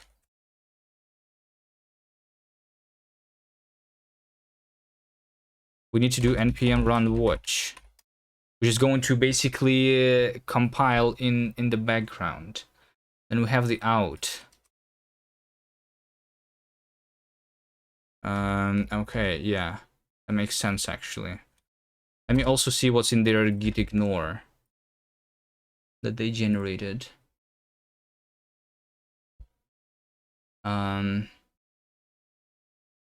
VSIX out and dist also. Okay, you done so much stuff. I don't know what's happening anymore. What do you mean? This is, I basically have merged the templates, which is the language support, and the TypeScript command, like extension, right? So now I should have the command hello world. So cast hello is the command that is registered now. But do I need to have this command then listed in this package, by the way? I don't know. So yeah, let's just erase F5. Make sure command is same as the one. Like, but what? Okay, so it must be the same. Isn't that like stupid? Cast hello cast. Hello from exclamation mark. There you go. So this actually works. Good. Hello from cast. Right? This works. Okay, nice. TypeScript and shit. All right. That's done. Now we need to actually launch the language server, right? And then we stop with the extension bullshit. So how do we start the language server?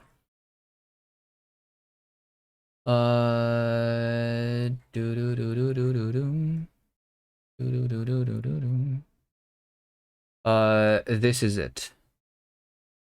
So I just do this when we activate, right? Context subscription push disposable. Disposable is the commands. Whatever. Okay, sure. So can I just say that this is like start LSP? Start LSP context function start LSP context VS Code extension context. And this is async code. Wait, is activate async supposed to be?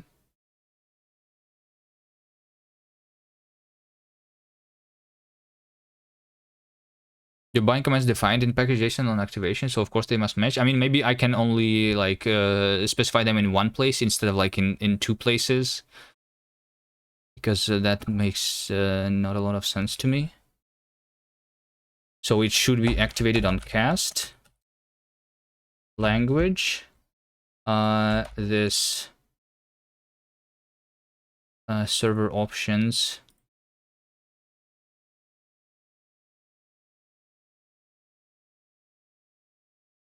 npm install VS Code language client.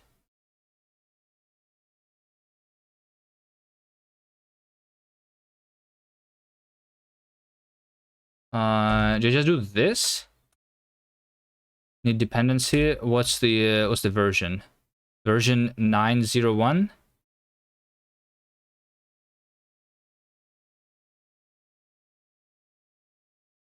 Like that. And with a caret. What does a caret even mean here? Not a dev dep. It's an actual dependency.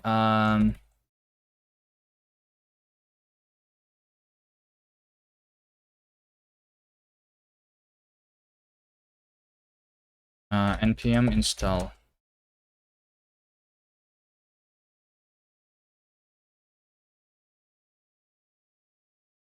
Okay, now wait, cannot find this. Yeah, now we have imports. How do I do this? Add all missing imports. Yeah, can I import star? Wait, what do you mean from HTTP server options? This is not the server options that I want. Can I import star as LSP, I guess? And I will say that this and this is lsp.server options. It's not here. lsp.language client is not there. Oh my gosh, where's the actual good tutorial?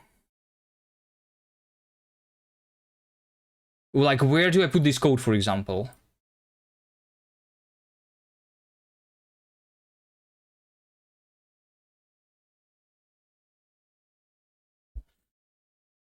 You do this import star as lc VS Code language client node. What, slash node?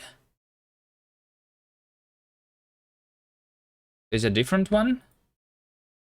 Leave node main. Oh, and then we do have the server options. Okay, yeah, sure.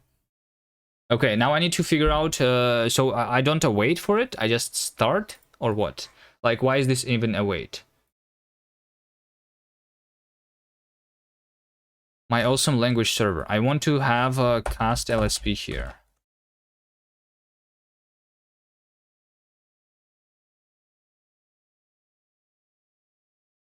Or what is the name? Is the name like the actual binary name here? No, it's not. The command is over here. The command is cast and the args is LSP. Okay, if I don't await here, this is a returning promise, but I don't care about this, right? Okay, so is it going to say that it failed to spawn?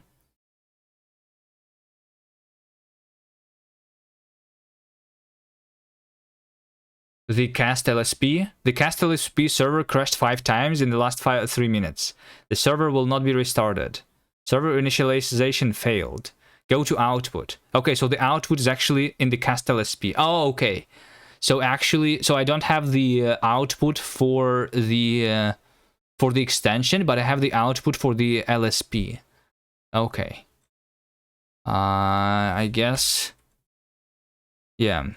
So then it just says that the cast LSP has crashed because call from Dune XZ. Yeah, so it's actually trying to do the Dune run because cast here actually means run through the Dune. So I just don't have the LSP command right now. It already tries to run it, but the problem is that I have not created the LSP command itself.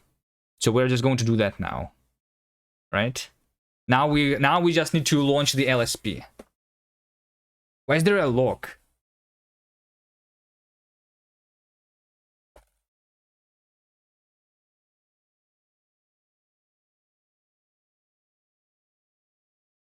Is there like a command in the Durand that just activates without reloading?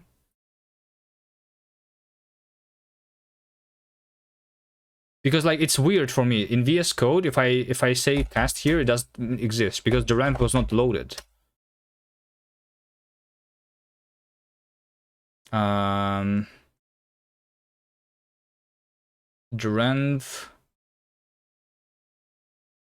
like if I say Durenv status,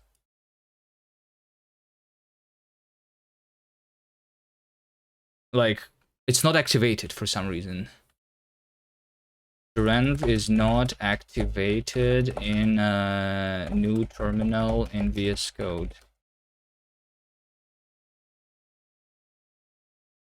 This actually was opened in August 3. I have Durenv set up with bash shell. So like, yeah, and I want to try Durenv status. It shows the current directory listed as loaded entry. If I delete this stores, it then generated something. Just noticed launch that has an n/c. The file is initially ignored. However, I cd out and then back. Yeah. So basically, if I cd out and then cd back, then it's going to actually work. Yeah, that's weird. And this was closed. Why? The removal of the VS Code Durenv extension solved my issue. Removing Durenv VS Code extension and deleting local.durenv directory works for me as well. But the extension is supposed to be there so that the other extensions know, like, and can use my stuff. Why is this even closed? So is it, or maybe it's a bug in the Durenv extension itself? All right, whatever. I guess I can just go out of the directory and then go back in, and then that's how I do it. So yeah, so basically it's already trying to do cast LSP, and then it says not implemented, right? And that's why, yeah, so in the output, we can see it over here, right? It says not implemented in the same stack trace. Okay, so now we need to implement the LSP. How do we do that? So now we add the library to fix the issues, delete computer, hello? Now we need to add the LSP here, right? So we have the command line, a new command, which would be the LSP of LSP args. Okay, let's have new file LSP. We have type args is what's the argument? Like, isn't it the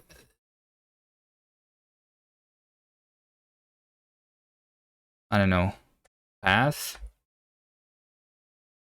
string option, for example? And then if we have LSP args, then we say LSP parse args.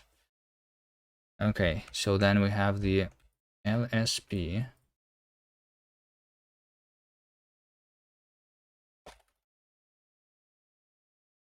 No config files for the LSP. Yeah, I need to say this stuff. So parse as parse is a function from a string list into args, which is a function. We're just going to ignore this for or I guess yeah, I guess we can just do function empty list, and I say path is none, and then like arg rest. It's going to be fail with unexpected arg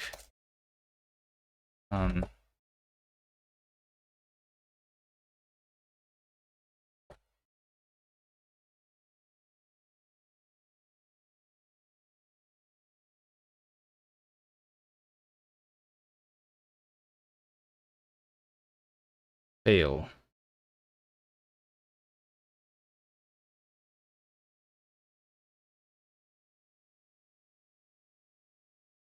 Has this even been used?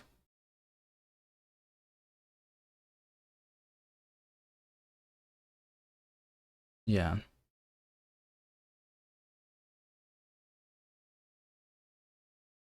Fail.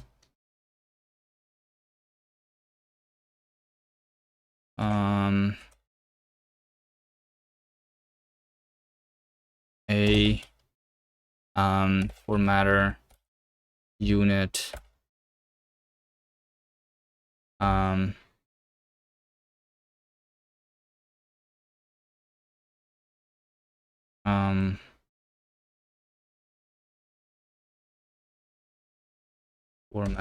format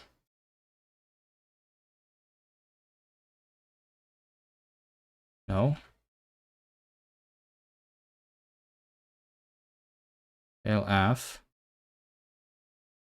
is format.kdprintf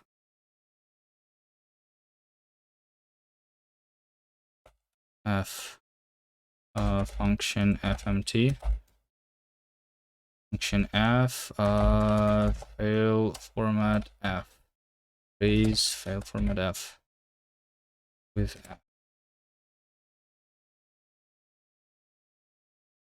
Something like this. Yeah, I wanted to have this type signature, but I guess it's inferred, it's fine. Yeah, this basically means that over here I want to fail saying, you know, something like unexpected argument arg, like this. Good thing that OCaml is readable. It's not. This over here is readable. This over here is not very understandable. I think the formatting is kind of a little bit cursed in OCaml. Yeah. Some things you need to get used to. Is this not readable to you?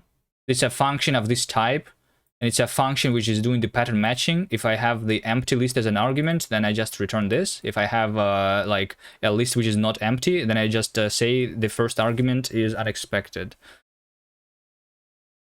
I think this is not bad here.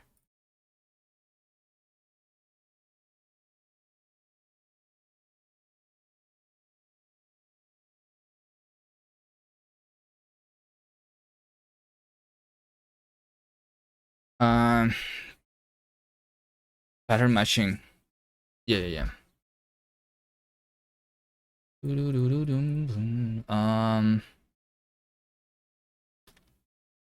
Yeah, it's just unreadable, maybe because you are not familiar with it, but yeah, there are some parts which I still think are unreadable, but maybe I still have the skill issue myself. We'll see how it goes. Pattern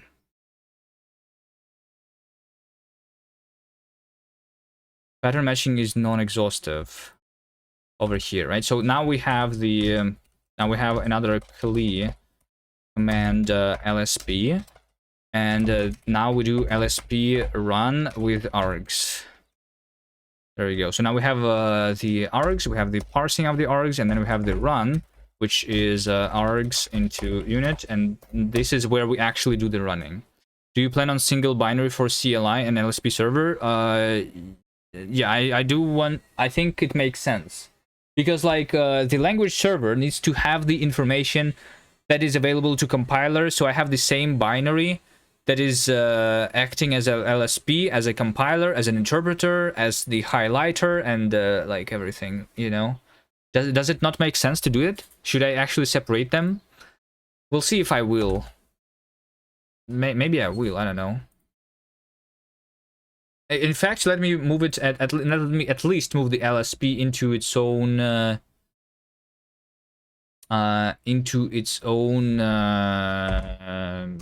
like project completely.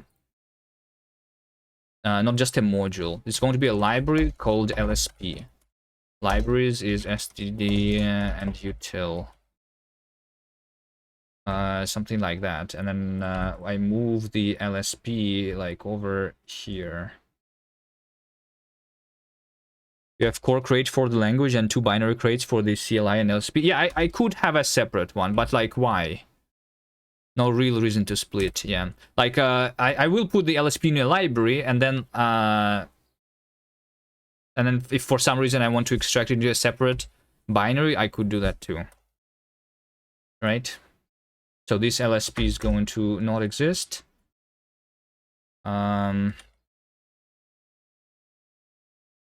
LSP, unbound module LSP. So now the binary depends on the cast. So I still have the, I don't know, I have the cast library, which is so this one is supposed to be used like if you want to use caster's library. So I guess if you use caster's library, you don't really need the LSP, but I think maybe it should still include the LSP. I think it should. Yeah, I think it should. Both binaries do parsing checking. Yeah, I don't think there's a reason really though to make it a separate one. So now we do cast LSP. This is going to fail like that. Why did it not? If I fail like this,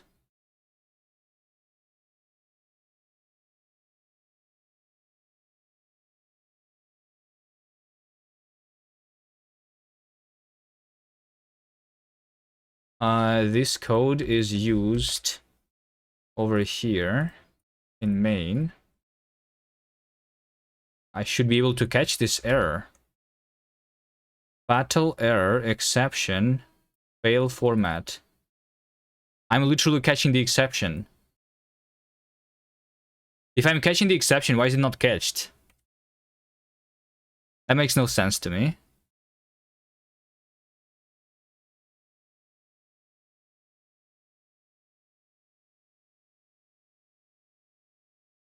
Hello? Am I getting over there? Oh wait, hold on, I'm not getting there.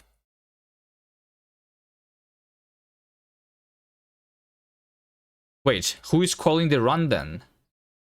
Dune run. LSP. Dune run. LSP. Dune run. Wait, what? Why is it? Oh, okay. How do I pass the command arguments? Oh, because Dune run is run test. It's Dune exec. Cast.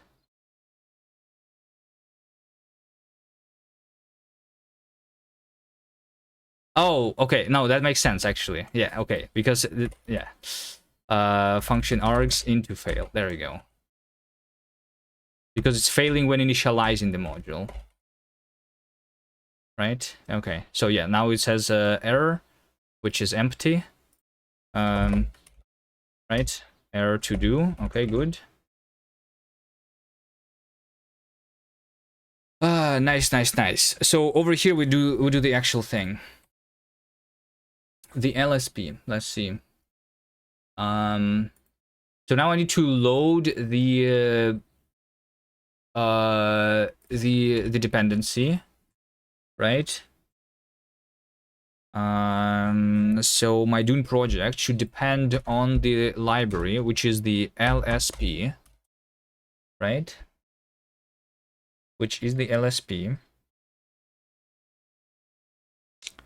from the OCaml packages. And I need to reload it.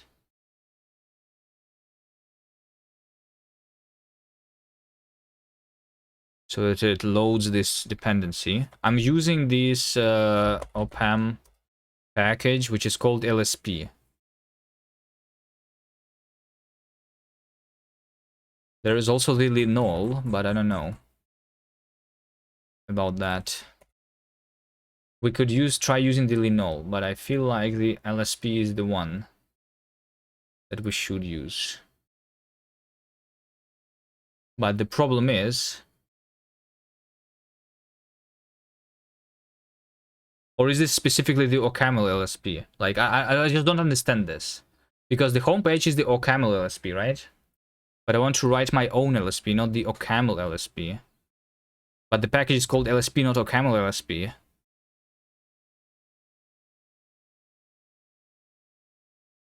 Right?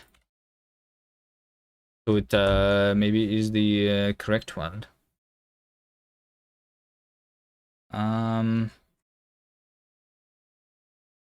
It's correct. Have you tried OCaml before?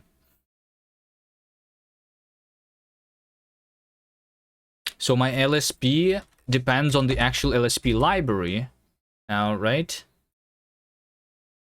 Okay. But they are called the same. Okay, it means that... Okay. It means that I need to call my own thing the cast LSP and not just LSP, right? This should be called cast LSP.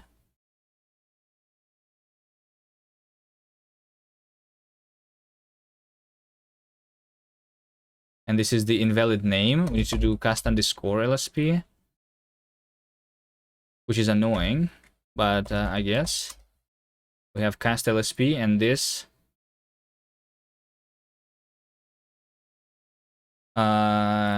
cast. Can I have here in cast?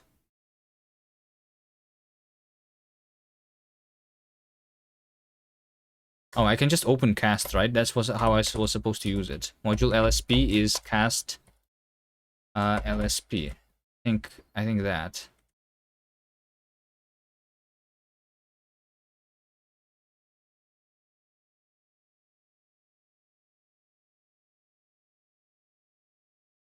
No CMI filed.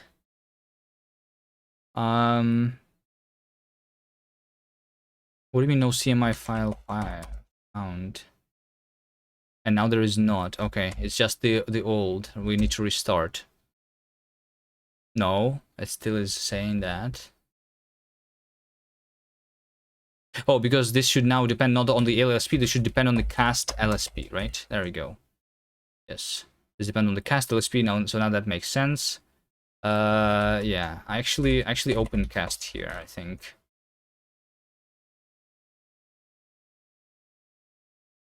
I mean, and STD, maybe. Downtown. Or, I mean, we opened the common.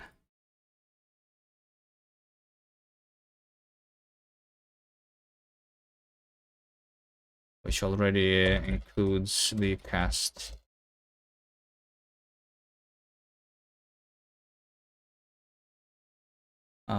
No, this doesn't work. Okay, got it. Got it, this does not work. I'm stupid. Still, I should not open.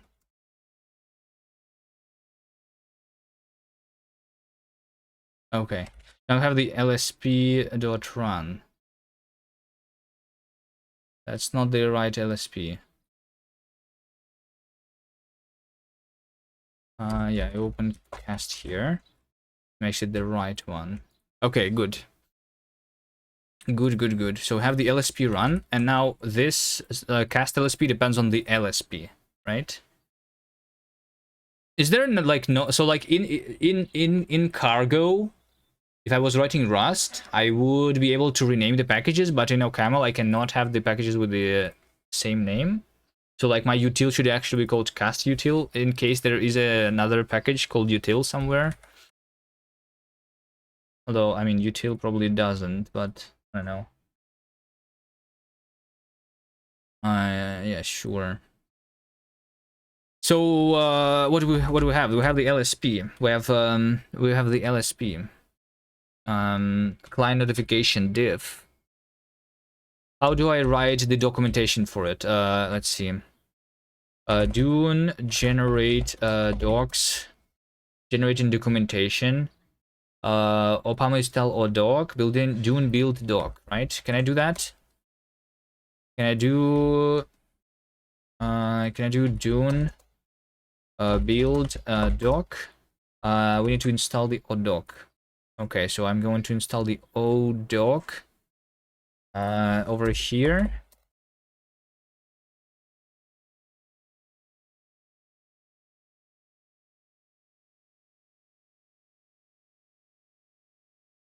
From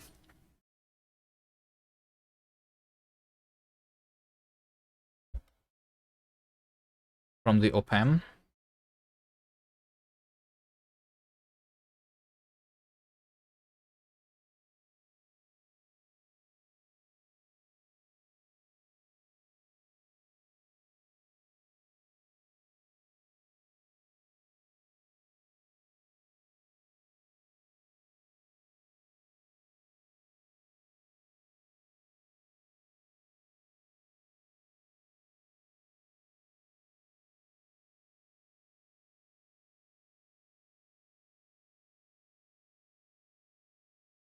Okay. I think now ODoc is installed. So if I do Dune build doc, where does it build it though? We just do open. Wait, is open a thing? It's like XDG open, right? Build default doc. Default doc. HTML. Index HTML. No? Firefox.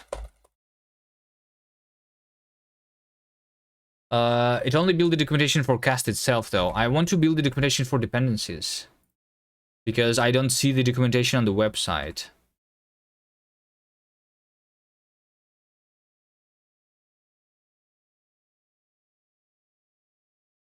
Doc private for private libraries.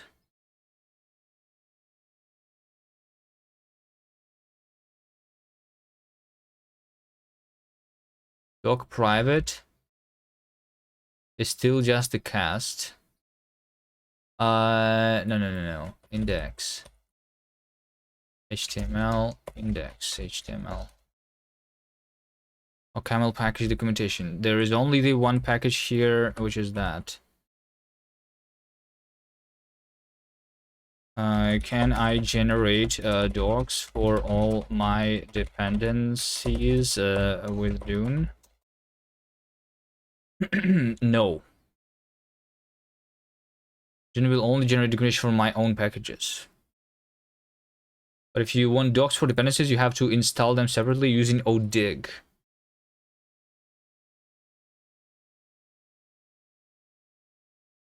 Generate docs for dependencies. Install ODig. Scan your installed OPAM packages. Open generated docs. ODig doc.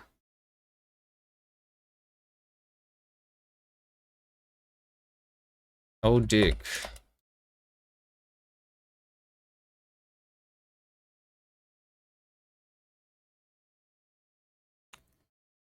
ODig.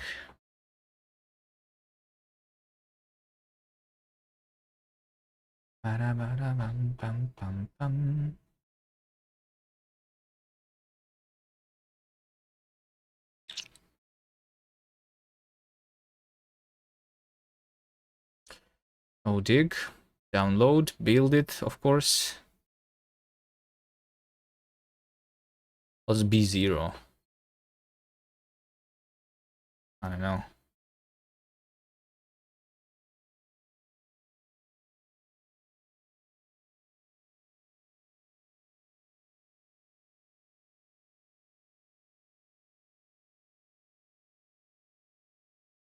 ODig.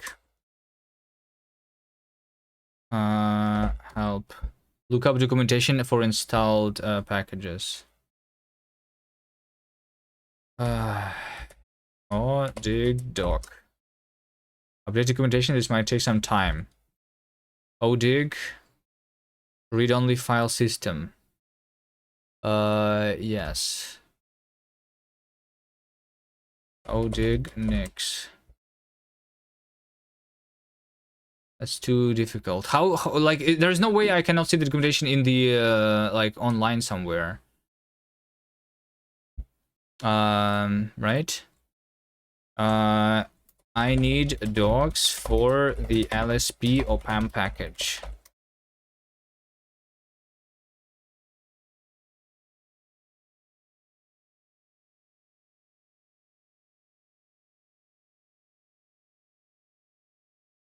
OPAM install ODig or doc.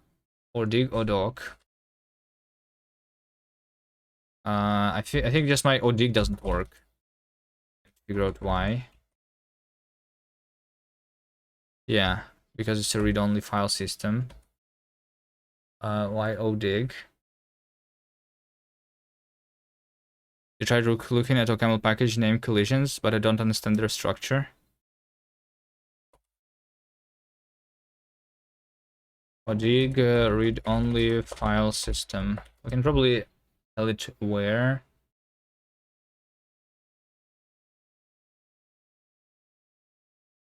I'm having a read-only file system when using ODig.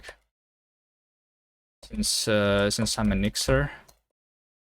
BTW. Of course you're a Nixer, of course you are. The op-amp switch is the read-only one. ODig wants to write docs to this prefix, which is the read-only. Use a local op-amp switch or copy LSP source code locally and build the docs manually. So the smarter way, you could just switch to Rust and we could do cargo doc open, which just works, right? Instead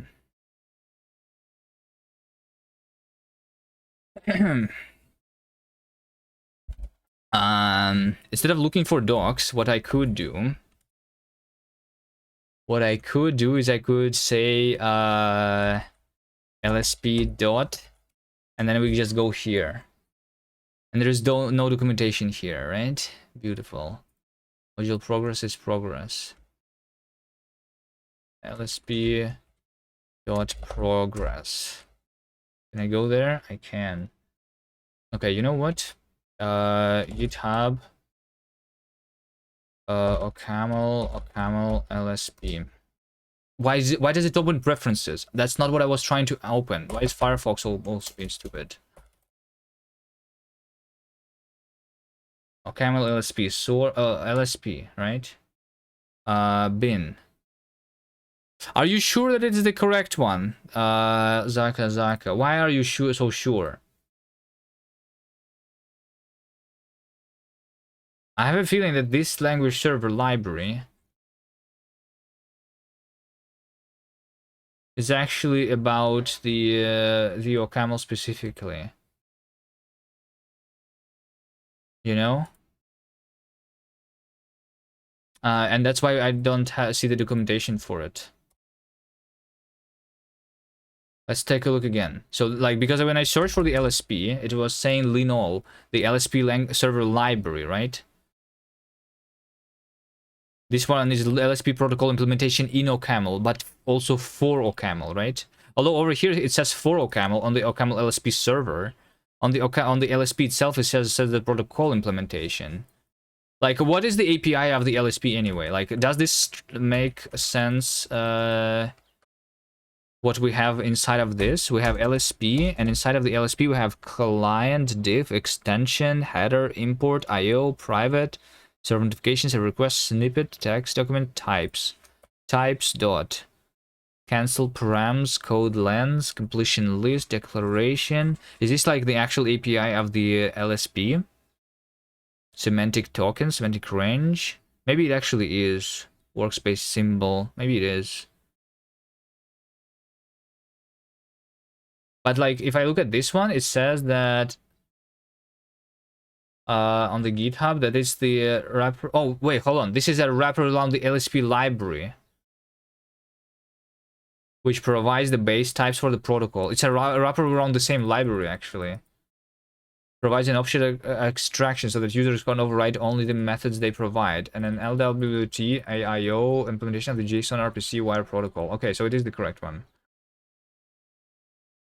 Have a lot of different types and definitions for request notifications. Yeah. So the problem is that there is no documentation for it because no one else is using it, right? Can I maybe see? I don't know. Is there doc for it online?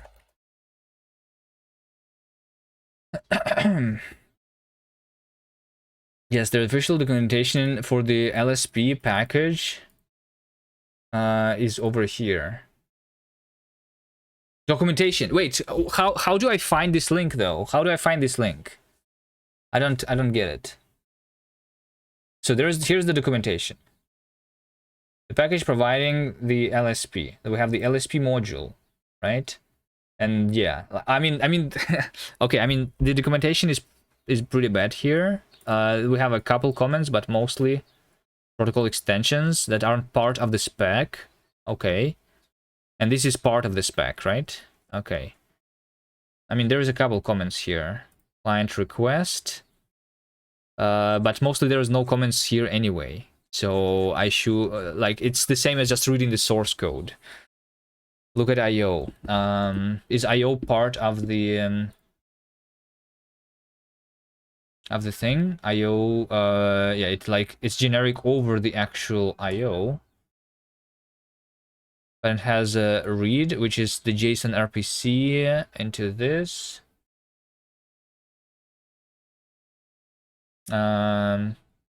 No, like IO is just the abstraction over the RPC, right? I'm not supposed to work with this directly myself, right?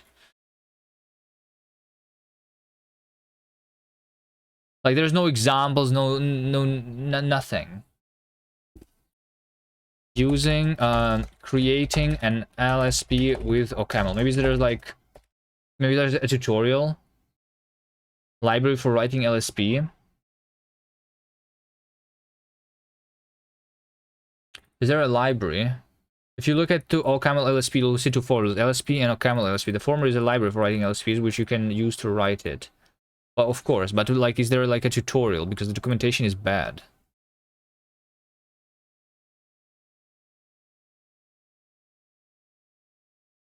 Oh, no, hold on. This comment is the comment for this thing, right? So extension is the extensions of the protocol, which are not part of the spec. Okay. Client request. Okay. Low-level module for sending, receiving JSON RPC. Handling of the standard... Oh, hold on. Handling of the standard LSP server command line arguments. CLI. Maybe this is where I should look at. Right? So we have args, which is channel, into client process ID, which is optional, into unit, into string list. Generate command line arguments that can be used to spawn. Oh, it's generate the command line arguments. Parsing of the standard command line arguments. Arg. Oh, there's standard lib arg. I was parsing the standard the arguments for cast, like manually.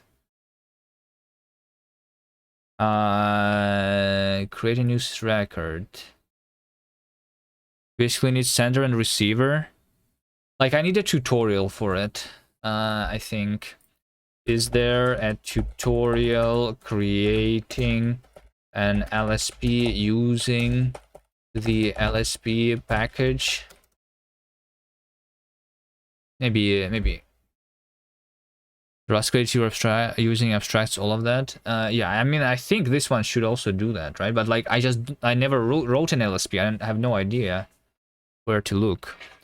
You just call init and it works. Maybe there is init, but init of what? Like lsp.init somewhere? Init.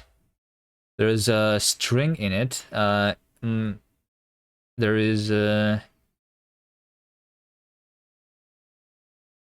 like what exactly do you initialize? Like the server, right? Like I'm supposed to create a server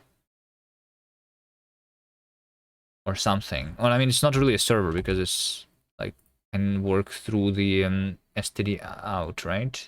And stuff. There isn't a step-by-step tutorial. Talk, writing a language server in OCaml. A 14-minute presentation. The author of the OCaml LSP server walks. So what's an LSP? Getting started, interacting with the editor. Powerful snippet on a minimal OCaml LSP server. Let's look at this. I have a project. I need to write an LSP server in OCaml.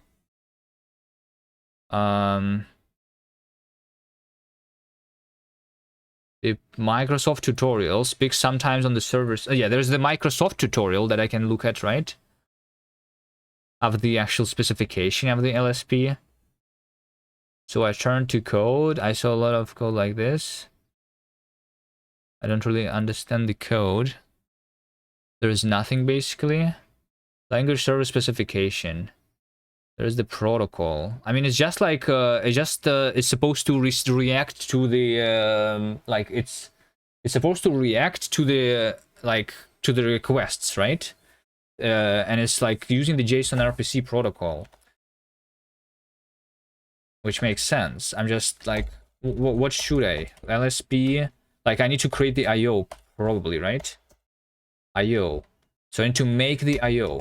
This is making it using this thing, which says return T IO. Is this the IO monad that they are trying to? Yeah, I think this is the IO monad that they try to make me make. And yes, we have the IO monad and the channel, which has input and output. Okay, but there's probably existing ones. Is the thing. Right? Maybe I should look at the source code of the actual OCaml LSP. Like, you know, if I have the OCaml LSP server, we have the binary main, right? We have this thing, OCaml LSP server version, channel. Yeah, so it can work with STDIO socket and stuff, right? So we have the arg parse spec, right? Wait a second. Can I have like over here, basically saying arg lsp.arg.cli arg?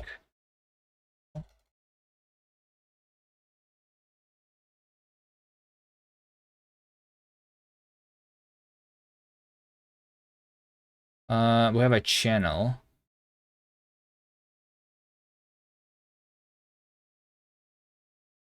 The channel of the argument, CLI arg channel.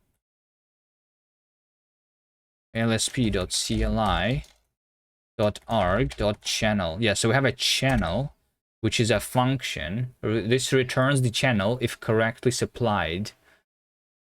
What do you mean correctly supplied? It's a function of the CLI argument. And the argument that they have, like I need to basically copy paste this kind of, right? Arg parse. But what is arg parse? Like what is this referring to?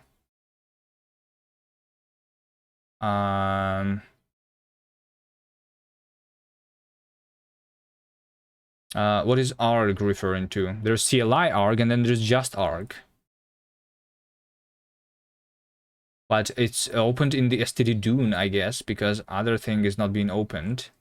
So the std_doon, whatever std_doon is.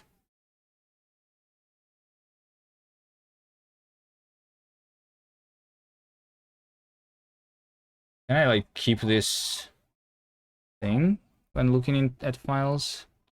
Maybe is there a source? Arg. There is no arg. Why is it so difficult? Why did I choose OCaml?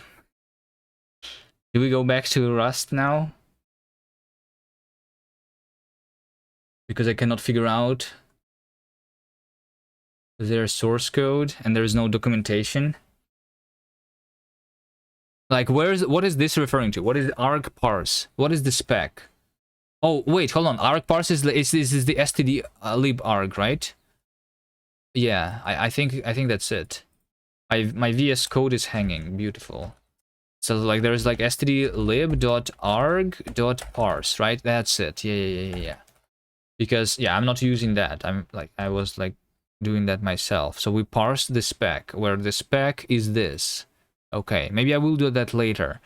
But then we have but then the CLI arg is supposed to work with that actually. Okay. Yeah. So the spec is version, which is the version, and then print version. Okay, the other one is fallback, and then arg set read.merlin. Okay, and then there's CLI arg spec. There we go. Okay, so we need to. I understand. I think I understand. Kind of like we need to actually parse the args, you know. So the args is going to be, you know, LSP CLI arg t maybe. So when I parse the args, right? Can I parse a string list into this thing basically, right? You know, so we say lsp dot CLI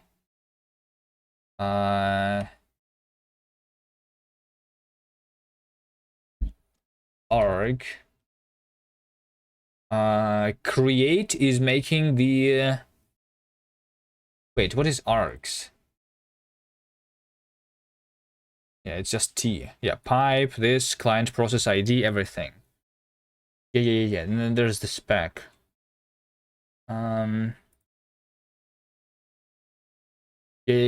Okay, that makes sense actually. So this is the type. This is the arguments that are parsed, right? So the pipe is an optional string, the port is an optional string, stdio is a boolean. There's also the other spec, the other args, I guess, for some reason. So can I parse, you know, like stdlib arg parse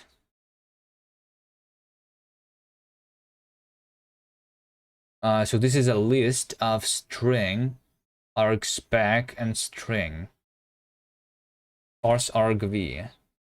Yeah, like so in this case I don't parse the argv, I parse this stuff specifically. Parse spec list anon function usage message. This is difficult.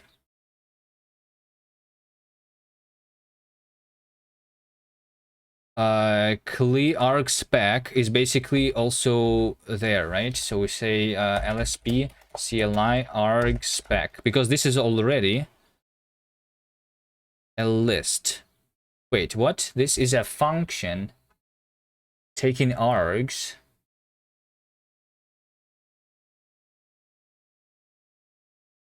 Spec. There is a function taking t and returning the list. Arg. Oh, yeah. Wait. What?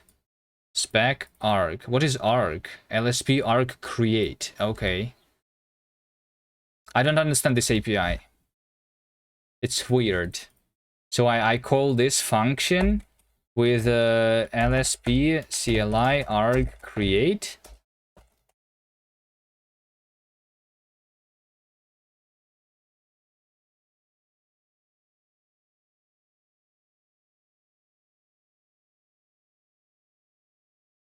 So parse, and then I need... So I have created the spec successfully, right? Spec is this. CLI spec arg. Yeah, just don't have the custom one, only that thing. And we say arg parse spec usage.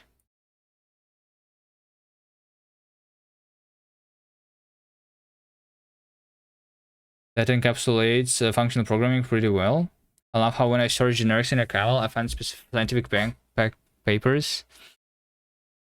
Yeah, like the documentation is like the worst part of a camel, I guess. No one documents anything. That's why I wasn't even trying to use libraries. I'm instead writing my own libraries. And I guess that's what everyone is doing in OCaml, maybe.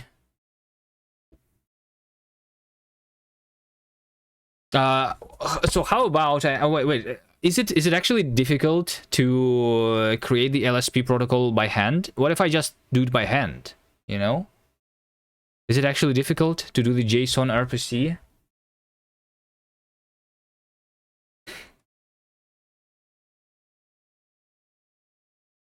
Through this standard IO?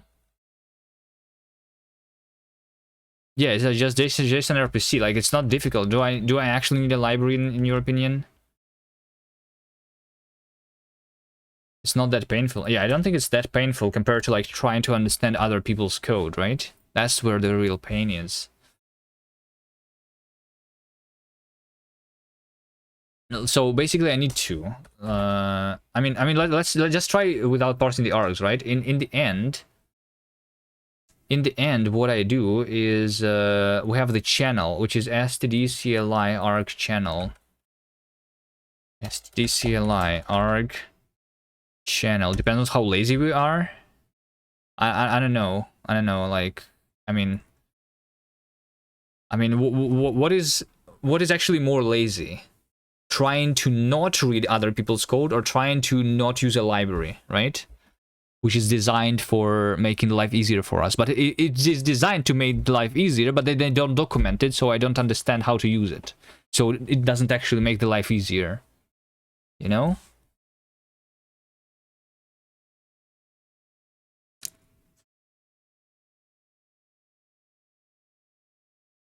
Channel T and string.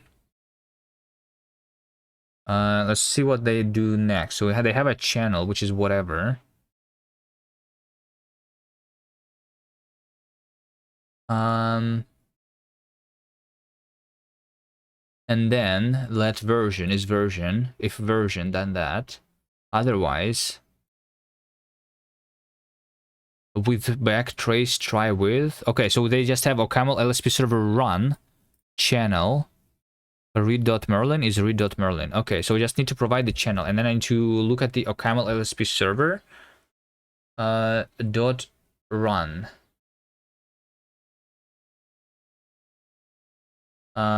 Which is where?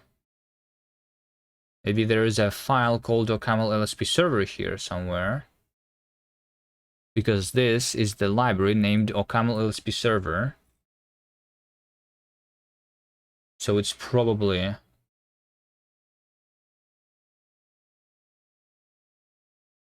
Like, where is the function run defined? Why is there no file? OCaml LSP... Oh, there is. There is. Okay, so what is run? I need to find let run. So let run RPC doc. Wait, what is RPC? Isn't this a channel? There should be another run then. Yeah, this over here. Run channel read.merlin, right? Lev fiber. Unix put env.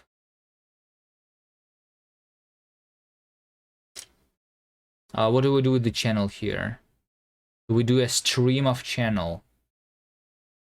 We do a stream of channel.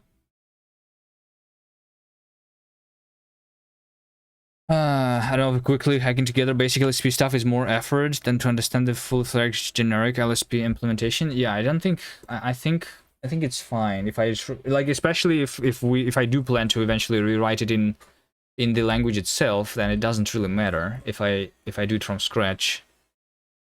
They're doing actually concurrency.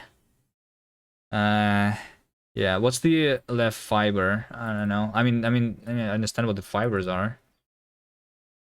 Yeah. Okay. Yeah, maybe let's do it easier. Is there like just a JSON RPC somehow? Maybe there is a different package in the OCaml which is just allowing me to implement the JSON RPC. There is JSON RPC implementation, which is also part of the OCaml LSP, of course, which means that there is no docs for it. Am I right? Am I right? Okay. Let's see the LSP. So is there like a thing? Is there a thing which is called like JSON RPC? JSON RPC, request response, right? Like I can work with this. This is a lot easier to understand probably. So we say request yo JSON. How do I read it? Is JSON RPC only providing the types? Maybe let's try looking further. So there's stream of channel. So what is the stream of channel? Like, where is the stream of channel coming from?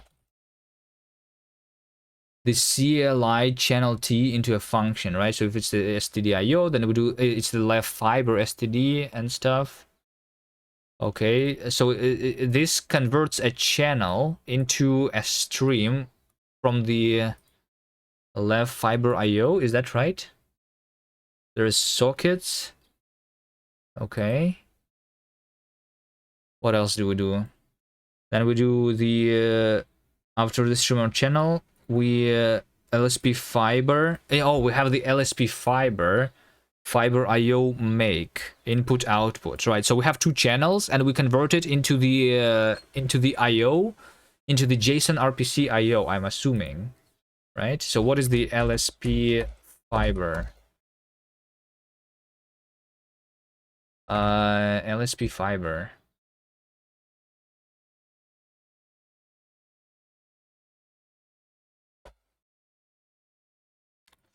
LSP fiber.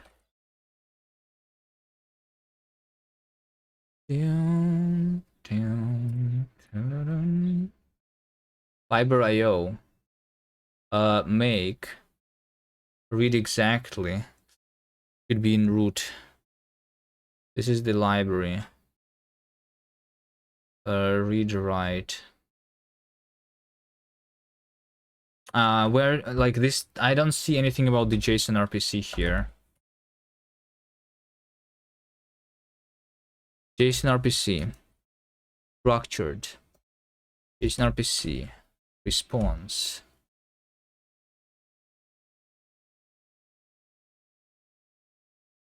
Like, what is yo JSON?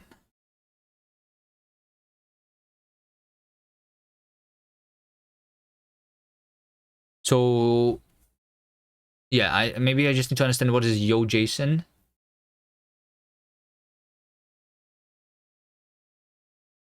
So this is JSON RPC JSON.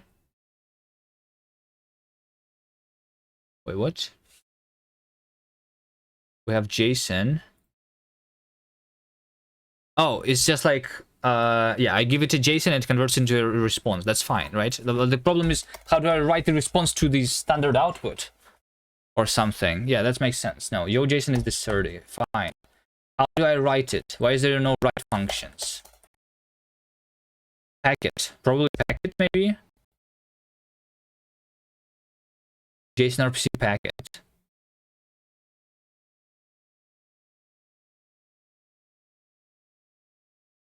JSON RPC packet is notification, request, response, or this. What do I do with the packets? Use yo JSON to string and then println is my guess. But how do I convert the line into the thing? So okay, so I need to, yeah, okay, it's just like, wait, hold on. So the LSP is basically just so the protocol is just the read line and write line, right? Is everything is on its own line on the LSP when I work with the STDIO? Is every JSON in its own line? Then we always just do works like that. Okay. So what I need is I basically need to read the things, right? I need to read this std in by line, or maybe not even line by line. Maybe we need to look at yo JSON. Maybe I can have the reader or writer, right? Sequence to channel to channel yo JSON. Like, I want to read. Why is there no read? Why is there only write? Show sort to string. Init lexer. Huh? What? What's PP? Pretty printer.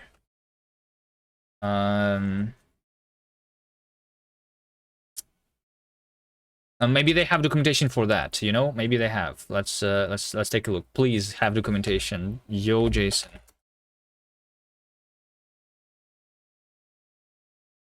Okay, this should be good, right? Here's the docs. GeoJSON and GeoJSON 5, whatever is the difference. GeoJSON library provides runtime functions for reading and writing JSON data from OCaml. The design is the following: like data type, see JSON specification, allowing type-aware serializers, so we can do it like a SERDI stuff. Okay, I guess, right? With annotations, is there like the preprocessors or something? It's kind of like HTTP. First writes headers delimited by /r/n and then an empty line. Yeah, I need to like actually then look at the specification, right? Yeah, they have content length and then stuff. Okay. Actually, they always have the content length. The base protocol consists of a header and content part, comparable to HTTP. The header and content are separated by /r/n. The header part consists of a header fields. Each field is comprised of a name value, but it's always like /r/n basically, right? So yeah, can I? Okay, let's start with reading the header then. It's going to be okay. Now it's easy. We just do the things from scratch. Okay, how do I read? How do I read until? It's not a read line, right? Exactly. It's not exactly a read line. I mean, it kind of is. I'm assuming that I can just use the read line, right? What am I trying to do? Parse the LSP specification manually because the library is like unusable for a noob like me. Just strip line and strip. I think that JSON, like the YoJSON parser should be able to, like, I don't need to strip it, I think. But basically we say that header is this, you know, loop. Can I do something forever in OCaml? While true, do done, like this, right? And then we do let a header be a read line like this, and then let content can you do tail recursion? Isn't this the same thing? Yeah, we can do tail recursion too. But that's the same thing, right? I mean, is there a request to stop or something? Fine. Let's do it the functional way. Loop is a function like this, you know, and then we call the loop in the end, and then we start the loop like that, right? So we read line, we read another line, and yeah.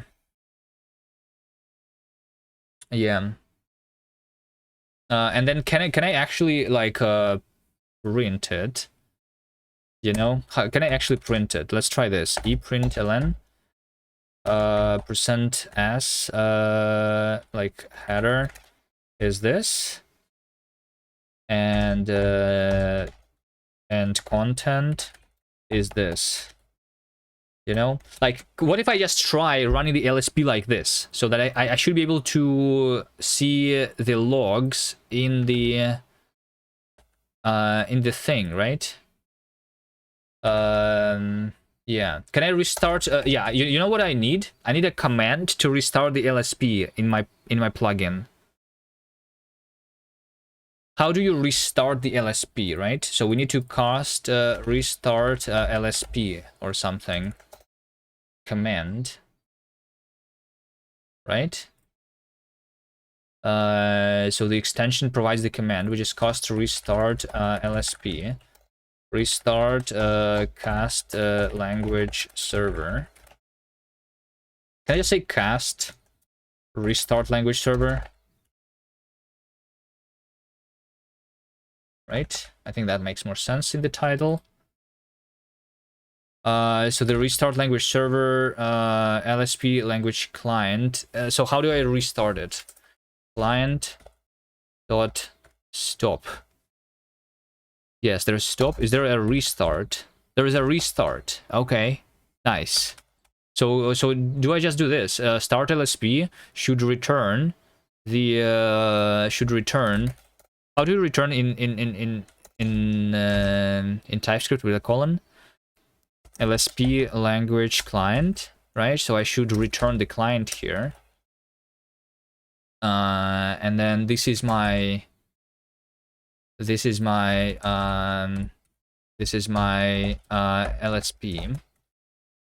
Wait, is it a client? Yeah, it's a client, I guess, right? I mean, yeah, it is a client. Wait, what? I don't need to restore the server, which, I mean, this is a client. Yeah, sure. We just call it LSP. So over here inside, we should say lsp.restart. Right? Restarting LSP. Cast LSP. Like this. Okay. Let's try reloading the extension.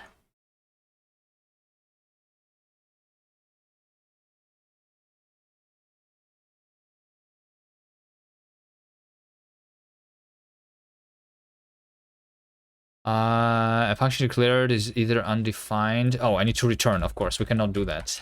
I'm not writing Rust or OCaml, right? I need to actually return. Okay, this thing is working. I just do F5 now. And it's doing something. And it's opening me this. So now I want to try to open the hello KS. Right?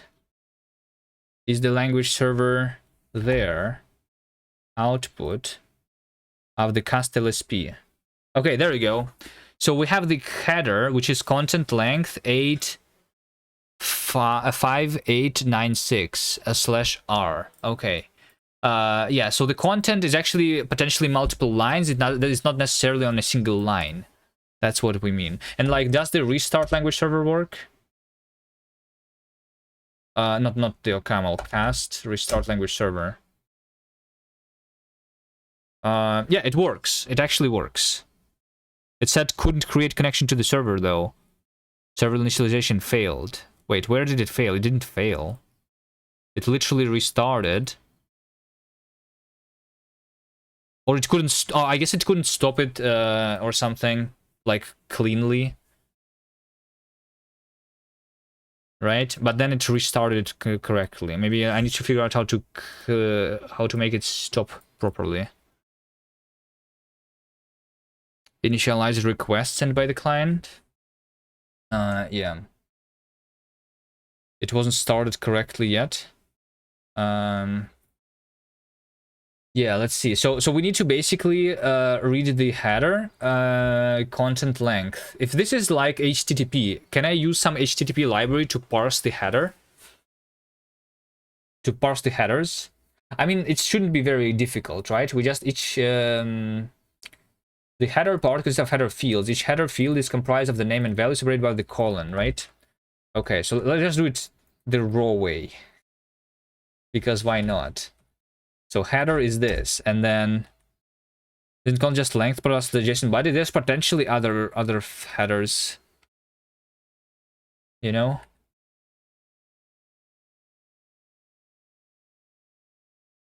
Parse header. Let's do this. Parse header string into header. So we have type header, which is headers is string map to string to string map, right? That's it. So we need to do the colon and space, kind of, right? So do string split on...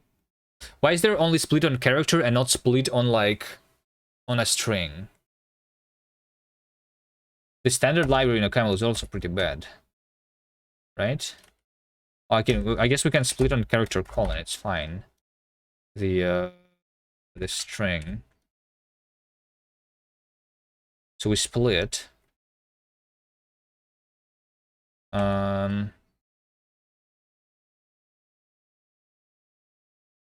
Wait, hold on. Each header is comprised of a name and value by a colon, and then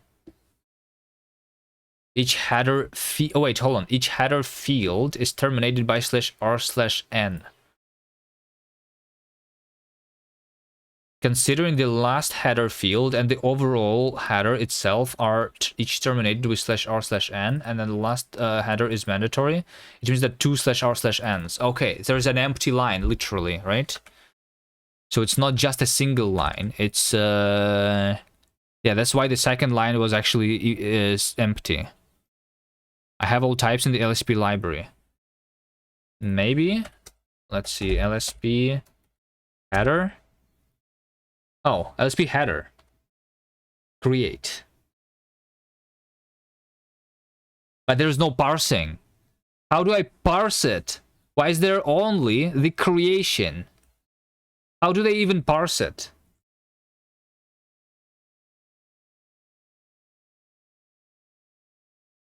This is the header of the thing, right? Create from the content length.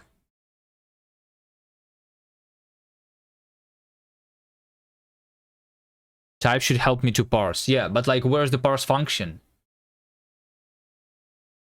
They don't. It is what it is. Wait, how does the like? Okay, my question is, how does YoJSON even work? Maybe it is polymorphic or something. How do I read? Create a fresh Alexa record. Show equal. Like, how do I read it? Why is it so difficult? Create a print. Where is the reading? Read.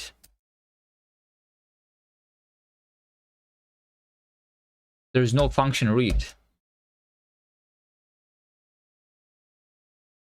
Readers. Where's the readers? How do I make a reader?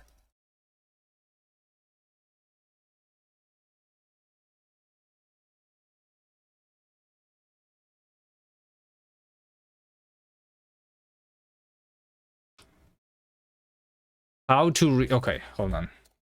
This ChatGPT should know this, right? How to read JSON in OCaml.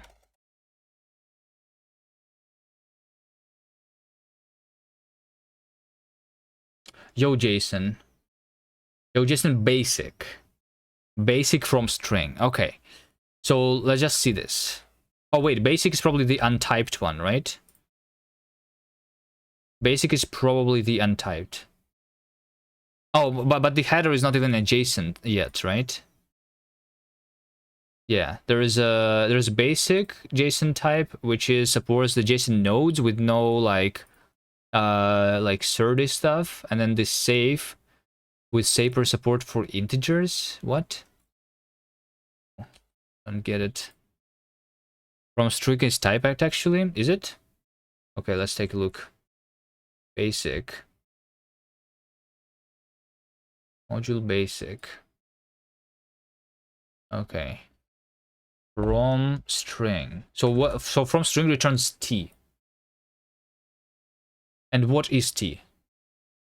So this is actually polymorphic, right? And we don't give it to a function. So there is no trait that we need to implement. Am I right? We do not need to implement a trait for the type to be able to be parsed, right?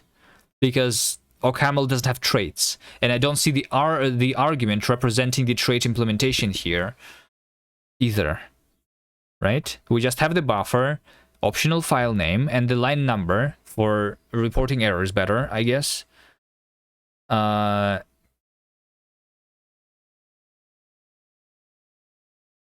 T seems to be, yeah, T is like the JSON DOM. Okay, it is, I mean, it is typed, but it's the JSON DOM, right? It is no SERDI. Okay, I was wondering about this SERDI implementation. You know, where I can parse custom types with it. Not just this bullshit. This is untyped, basically.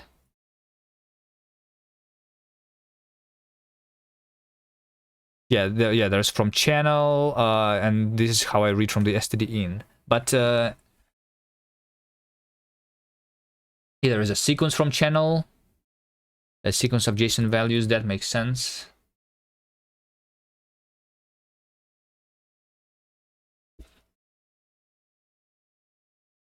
Which I mean, this brings me back to the idea that I should use the JSON RPC. Right? I should just use the JSON RPC, kind of. But there is no read here either. Structured. Maybe like in one of these modules. Let's take a look again. ID. Probably not it. JSON. Probably not it. Yeah, so there's like, yeah, see, there is a thing called JSONable. Right? There's a thing called JSONable, which is the trait. So we have the trait JSONable. JSON of T of JSON. Okay. Oh, right. And then I saw these things like inside. Yeah, because OCaml is duck typed, of course, in terms of like modules. That makes sense now. But so I can convert it to from JSON and to JSON, right? Yeah, I just cannot do this for the header. But if I take a look at LSP, like not the header, but like request, like client request. Client request of JSON RPC. Yes, we can do that. Is there like JSON? Yeah, JSON of result too. Okay, I'm getting somewhere.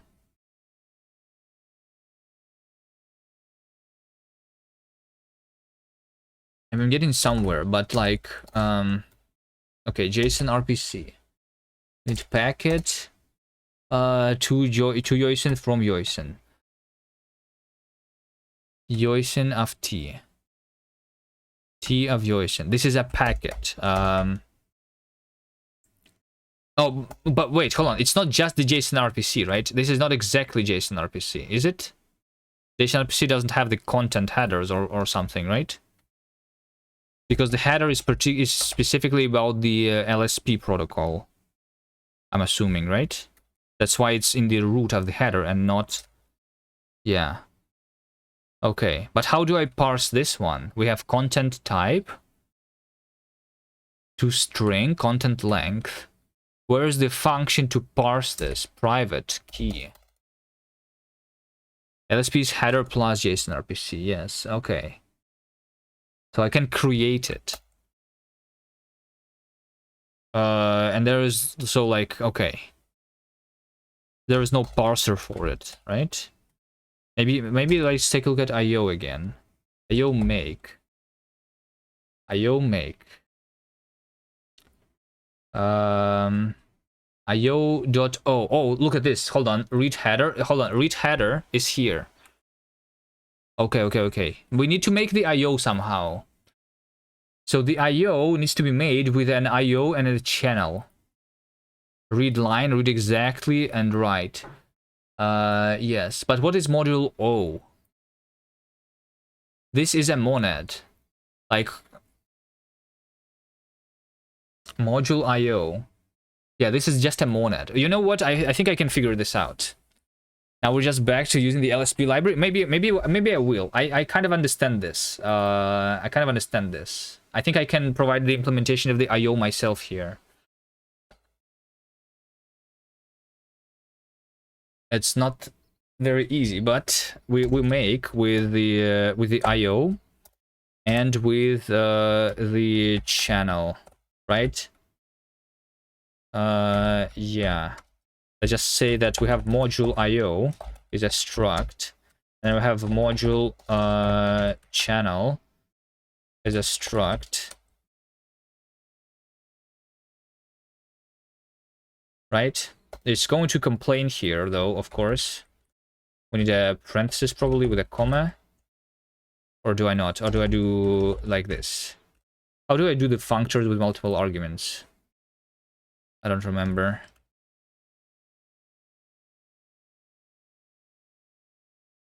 Unbound constructor IO make.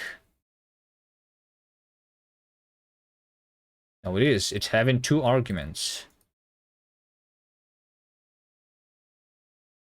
OCaml functors.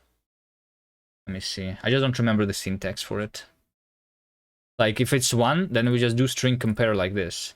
But if it's multiple ones, Maybe I make them in space, by space inside, like that. Unbound constructor LSP make. I didn't run this.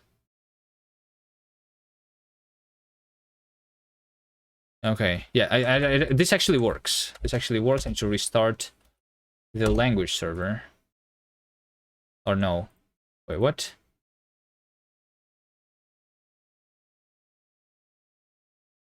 Oh, this over here doesn't work. Let's remove it.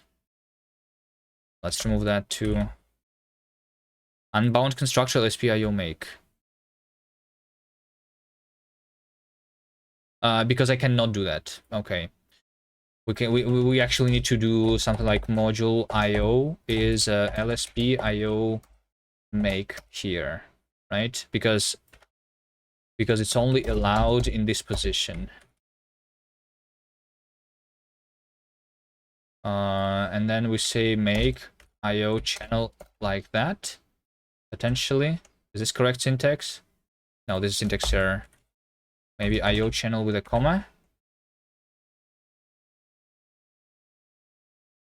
No.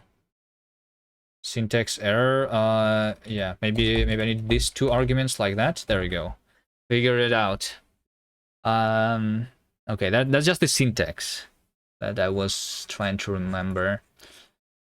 So now the IO doesn't do the signature, right? So I need the signature which actually matches this thing, right? So inside of the IO, we need to construct a monad implementation.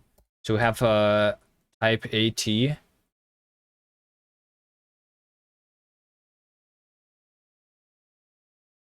Wait, but what should it be? Actually, I'm not sure. Like this one should be like a let.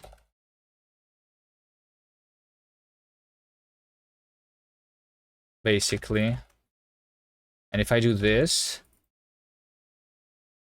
then it will now complain about the channel. Because channel needs to be this, which has input, output, and read and write line. I have a feeling like that there should be a way for me to do this without doing it manually too.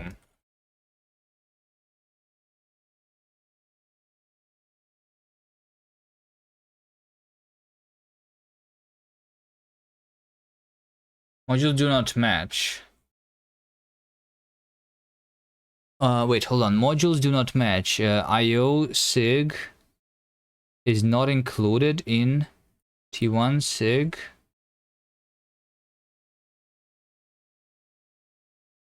Values do not match. Return A into AT is not included in val return. This is that. The type AT is not compatible with the type BBT. The error message is very bad.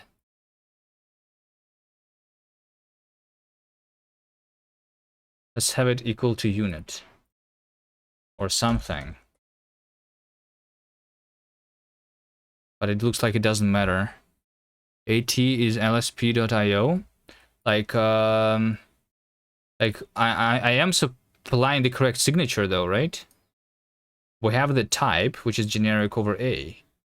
And that's it. No. The application of the functor IO make is ill-typed. The arguments, like both the IO and channel, do not match these arguments. The modules do not match. IO sig is this. Oh, module is... Maybe a module is not that? I don't know. I don't understand this. Look at the comparison. There's some line with AT.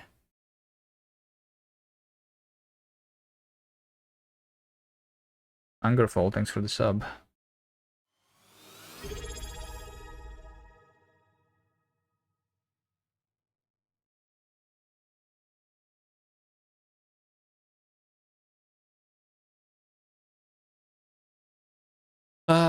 Reading the error messages of OCaml. That's the next barrier then we need to get over. Now it's AT's unit. It's just saying that type A is not compatible with type B. That's what it's saying. In the return. Because this one, I mean, isn't this supposed to be like generic like that?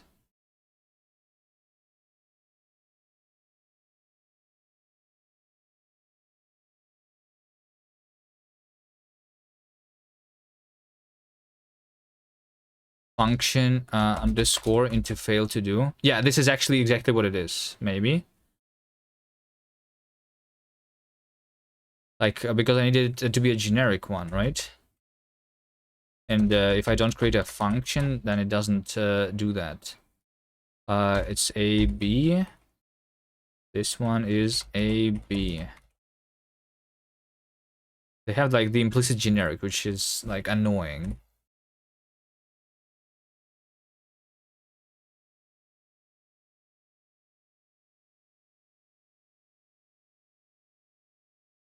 Multiple definitions of the module named IO.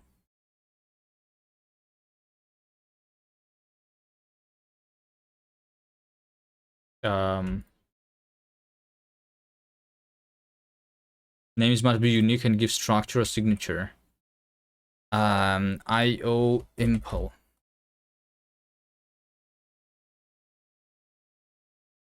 And this should be IO impl.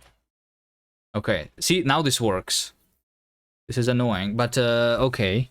Like, what I understand what goes into the channel. We have the type of the input, the type of the output, which is like the channels, right? We could do it the channel, the std output, and the standard input, standard output. I can write these functions. But what is this? This is the definition of a monad. Let plus and let star. This is like the bind operator, and this is unit into a function into unit.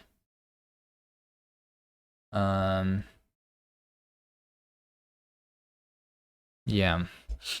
How do I? Okay. Let's try seeing. I feel like I'm making progress, trying to understand the library. But how do I make? Maybe I need to look at the IO make in the source code, you know? Or this IO.make. Oh, not in the OJSON, in the camel LSP IO.make. Yeah, they are using the fibers, right? But I don't want to use the fibers. This means that they are actually like they are doing it in an async way, right? And I kind of don't want that, maybe. But let's take a look at this code, fiber IO, for example, right? They make IO with include fiber and fiber O. What does O even mean in OCaml? That's a convention for something, right?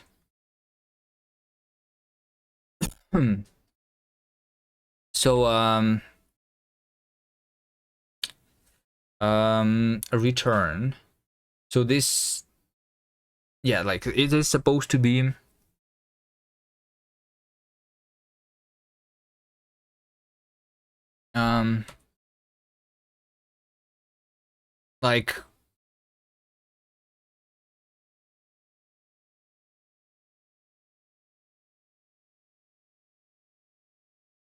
like there are other modules that implement that IO, right?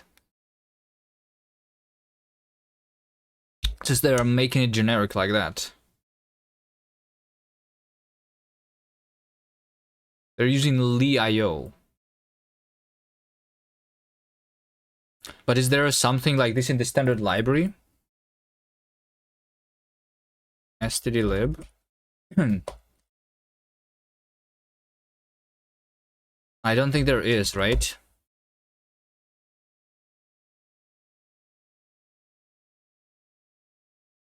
So raise exception.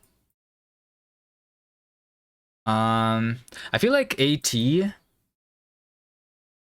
actually maybe it should be unit. Maybe actually it should be unit. No, it should not be unit. It should be exactly A, right? I'm just okay. Yeah. Because I don't want to struggle with monads at all, right? Because I'm not doing async stuff. So a monad returning A is basically just the value A. That's what we do. And then when we raise an exception E, we just raise exception E directly. When we return the value X, then we just get the value X directly. When we have and then we have the bind stuff, right? Let's see, like this one, for example, is saying that if I have AT, and then I have a function. So if I have a monad returning A, and then I can have an operation that gets from A to B, and then I want to get B, right? This is actually simple because the space T here can basically be removed completely. We just have function, value, and function, and then we just call the function with this value. You know, that's all that we do here. Now, what is the let plus? This is the if I have the value A and I have a function from A to B, then we can just return B. This is literally the same. Yeah, this is literally the same actually. It's just like this one is not monadic value in the result. Yeah, I understand this. I'm smart, guys. You see, I can figure it out. Okay, and then for the yeah, and then for the channel, like let's call this IO monad, I guess, because that is what it is.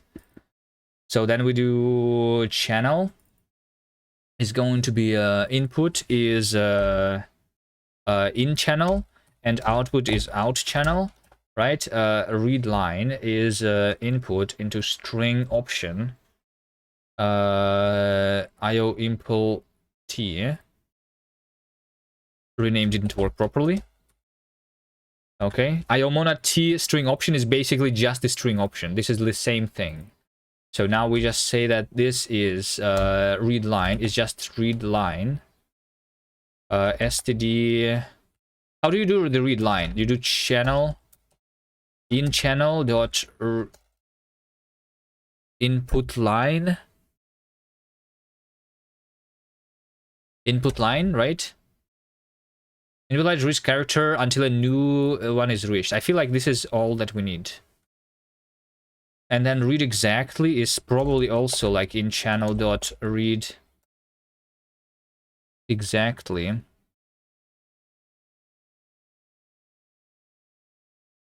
What is really input?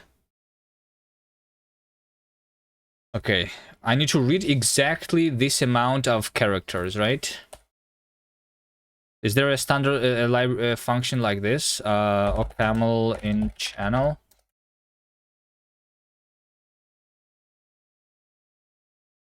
Exactly. In channel, really input to read exactly length characters. Okay. So I want to really input. So really input just has a little bit of a different one. It has an input, a bytes, int and unit option. The really input IC buff, so input channel buffer, position and length. Okay, so yeah, because like we can do it in a buffer, but I can do really input string, I guess. This is just having the input and the int. Yeah, okay, there we go. That's what we need. And then the write is basically the out channel dot write string output string. Yeah, okay, there we go. Wait, what? This is not... The value has the type output string into unit. Oh, this is a string list? Why do they want a string list? Why do they want a string list here? I guess we just do function output list into out channel dot output string. So it's like list into list iterate function, like we just iterate with that. No. We iterate with output string into the out, like this. Okay. Finally. So now we have the IO. And we can just read and write from the channels, right? And I can actually do module IO is, because I always want to read and write from the standard input, I think. It's fine. We're just going to do this. So now we can do IO dot read. Yeah, so we just read the packet. There you go. Now we have the packet already. Okay, JSON RPC packet C, packet T. Okay. Nice. We have successfully did successfully do the JSON RPC. So we read from the in channel, right? So packet is this, right? And yeah. Unbound value in channel. std in. Right? So we read from the std in the packet. There you go. So can I now do packet lsp lsp? Where was the packet? Oh, it's not lsp. This is JSON RPC packet. Can I print it or something? Can I debug print? Can we debug print in OCaml? OCaml debug. Is there a generic debug?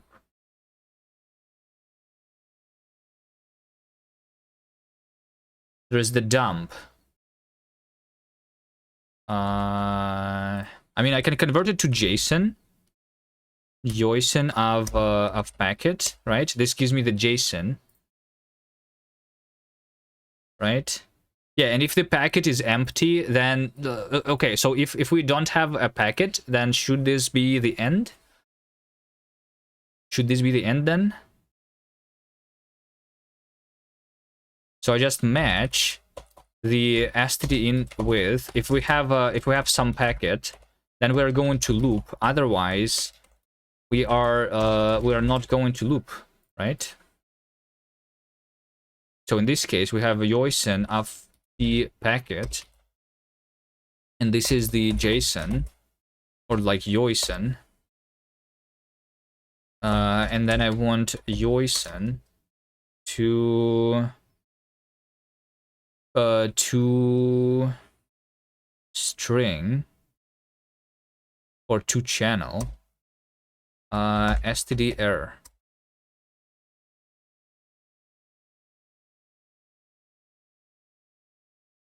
Out channel T, to channel JSON. JSON. This is JSON T.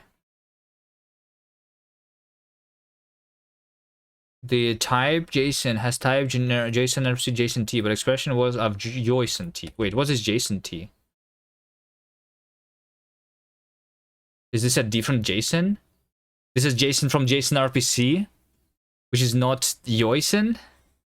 Okay, hold on. So this is a different one. JSON RPC dot JSON. A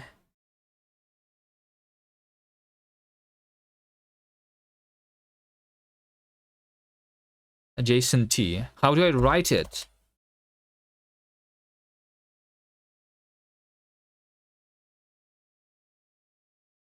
Okay, but okay, hold on. But I feel I can make progress now that I understand this. Now that I understand this, I can probably do like LSP. Like I can actually do the channel. Like lsp.io, right? That's what I can do. lsp.io. Make. And we make it using these channels, right? So this is my IO. Oh wait, this is what I did already. Wait a second. Isn't this supposed to have the read header? So why can I not read header? Why is there just read? Read. Oh, because like that's the inner implementation. Okay. Yeah, we just read the packet. Okay, sure. Okay, no. This is fine. This is fine. I almost get it. Let's go to the OCaml now. To the OCaml LSP. You know what? I should clone it probably.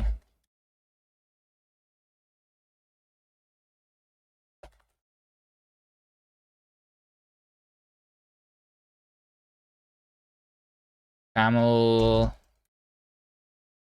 OCaml LSP.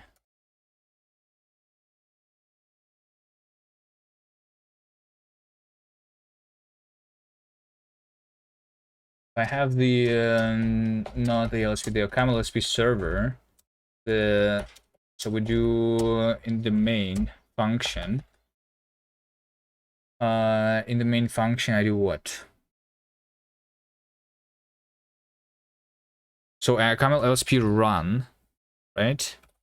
OCaml LSP server, which is over here somewhere. OCaml LSP server.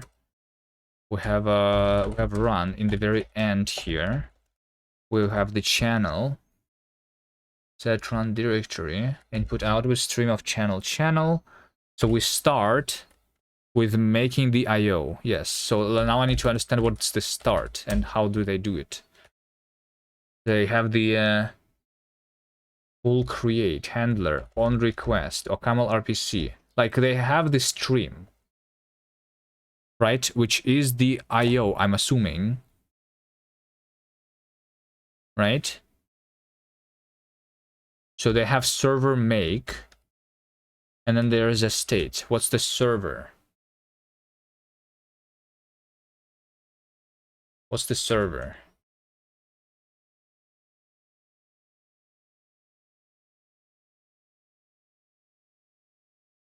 Where's the server coming from?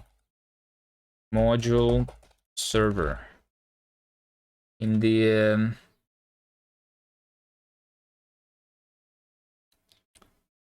it's obvious that OCaml was made by the academics for academics. Yeah. I mean, I just don't understand the academics then. Like, why do they make the things in such a way that is like unreadable? I mean, I'm just having a skill issue, right? That's what they would say probably. Right? But I don't think this is a skill issue. I think this is an actual issue. I mean, some of it is a skill issue, but mostly it's not.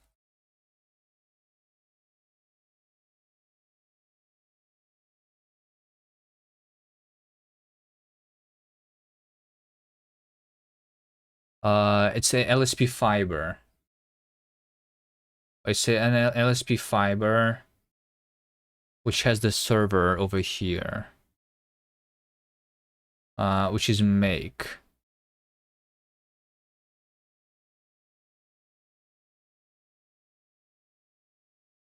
LSP server is server. Where is this server coming from? Hold on. LSP fiber. That I think here. Yeah, I guess like LSP fiber is something that I could use too, I guess. Although I don't really, I don't know. I feel like I don't want the fiber. Because it's elegant and technically impressive. And you need to not have a skill issue to understand the elegance. I mean, yeah, it probably is elegant, indeed. But, like, it doesn't mean that they shouldn't have the documentation for it, right? Like, how do they get other people to contribute, for example? Like, someone needs to teach somehow, right? There should be a documentation. I mean, yeah, I get it more and more by reading the code, but this could be done like 1,000 times faster if they just had a simple tutorial somewhere. But I'm trying to read the source of the OCaml LSP to understand what the LSP library is supposed to like, how is that supposed to be used? Yeah, we have the server here. This is RPC server. What is RPC? RPC is over here, and we have this server, which is this thing. Yeah, and then we have the on request and stuff. LSP fiber. Do I want to use that? Probably not. What is make? Module make. So yeah, we have module make, initialize, out request and stuff. Module make. We do that, and we have make on request, on notification, right? This is like probably very, very simple. This is a handler. Handler, state. In notification, out notification. Like I'm just trying to see how do they read from the channel. Read. The reading from the channel doesn't even like happen here. Isn't this supposed to like work with JSON RPC?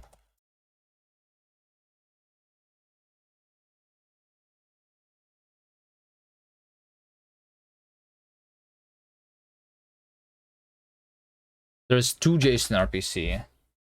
So we have on request. So when the request happens, in request of JSON RPC. Okay, there you go. So we have in request of JSON RPC. Where in request is the thing that I pass as an argument here. Of to the make. So it depends on how I make it. Oh my god.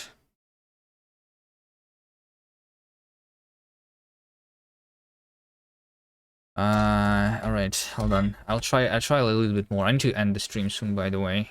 I just want to have working input and output of the thing, and then I can go from there, right? Am I using the right LSP library? Yes. I'm using just the LSP. The LSP fiber, like I'm just trying to understand how they work. I'm looking at the entire source code for that of the OCaml LSP, because like just reading the LSP is not enough. Because like how do you understand how to use it if they don't have the docs? Because like this over here, like how do you, like why is there no docs for this? I get that this is a monad, but there is no documentation saying that, right? I was just guessing because I had some prior knowledge, but like I don't have the knowledge of like what am I expecting in the LSP in general. I have the IO, so I can read packet and I can write packet, right? But how do I print a packet? I have already read it. How do I print it? This is a JSON. This is JSON RPC.t, right? So how do I do anything with it? JSON RPC, JSON. So JSON is like I only have the type. This does not tell me how to print it. Like we don't have the function to print it or to convert it to a JSON. So because JSON knows how to print. This is not a JSON JSON. This is JSON RPC JSON, which is a different type. JSONable. Like what is JSONable, for example, right? We have type JSON and type T. Oh yeah, and then we have the JSON, right? So like so this is the signature where we can convert something to a JSON.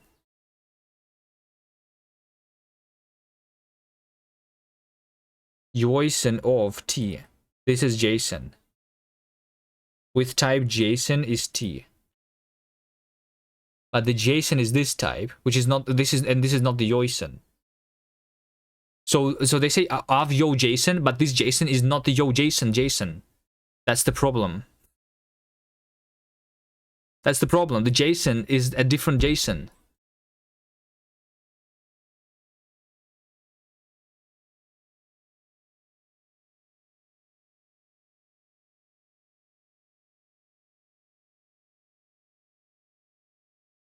JSONable. I understand this. This is a trait which specifies how to convert to and from JSONs. Sure. And we have that implementation in a bunch of like requests over there, right? Oh, maybe hold on. We can do this. LSP client request. There you go.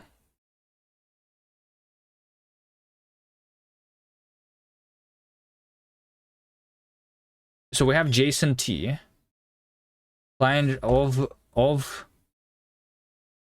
JSON RPC. Is this the correct thing? Of JSON RPC JSON. Can I do this? No, because I expected the type JSON RPC request T, but we have only the JSON T, which is not the full JSON RPC request. And I can only read the packet from the IO. This is annoying. Like, so the IO only has, like, even though we have the read header, this is not actually...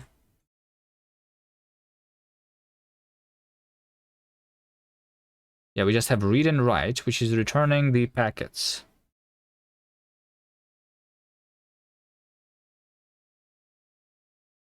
Okay.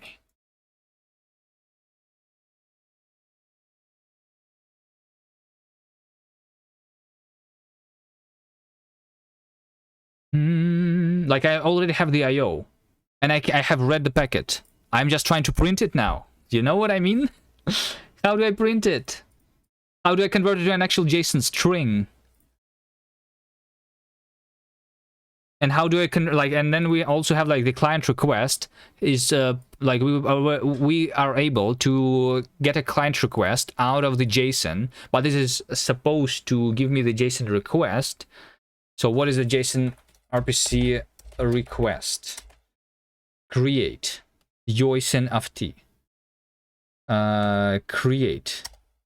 Okay, create a request. Params. ID. What's ID? What the fuck is ID? Is there like a is every request in JSON RPC have an ID? I guess they do, right? So that's why. So there's like, where do I pass the JSON itself? The LSP. Nigel or Camel is pretty bad right now. Param. Is params? This is the actual JSON? Because this is structured T. Okay. So we create the thing, but where's the ID? Like, but isn't the ID supposed to be already in the packet? Isn't the ID already supposed to be in the packet? Like, if this is JSON RPC, like, why do I read? Is there any other things? Hold on. JSON RPC. Just write it in Haskell or Rust next time. The problem with Rust or Haskell is the compilation times. We just need to suffer through this once. I just need to understand how to read. It apparently takes 10 hours to understand, but then after that we will be able to move quickly. No, hold on. I'm just so here's what happened, okay, Nigel? I have tried to read. I have made the LSP IO. So I can read and write packets to it. Now, what do I do with the packets is the problem, right? What do I do with the packets? A packet is JSON RPC packet. I can convert it to a JSON. Or maybe, wait, hold on. Maybe we just do on the packet. Like, what do I do with the packet? JSON RPC packet. We can have a JSON of, this is just give me the JSON. Your packet request, maybe. Hold on. Request. What's request? Why do you have the autocompletion here? Oh, request. This is the constructor. Oh, packet is potential. Oh, packet is potentially a request. Okay, now that makes sense. Hold on. I understand this. I understand this now. Because packet is not necessarily a request. So we need to match packet with, right? If this is anything else, then we are just going to do nothing. But over here, we can potentially have a request. Request. There you go. Now we have the JSON RPC request. Oh my god, okay. That was a skill issue a little bit on my part, maybe. I needed to pattern match instead of like trying to convert that to string directly. So now I have a JSON RPC request. So can I do JSON RPC request JSON of T? Request Well, I mean, technically, like, even the packet is a JSON already, right? So, like, okay, we can get a request like this, but can I just do the entire packet as JSON still? JSON RPC packet JSON of packet, right? This is JSON. Okay, I just want to print it, you know, I just want to see it. Please give me the option to see it. JSON. There is no scene function.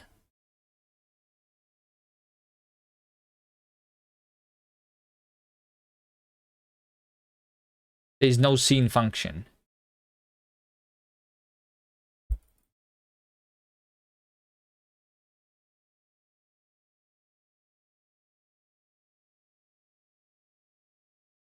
So the type of this is that.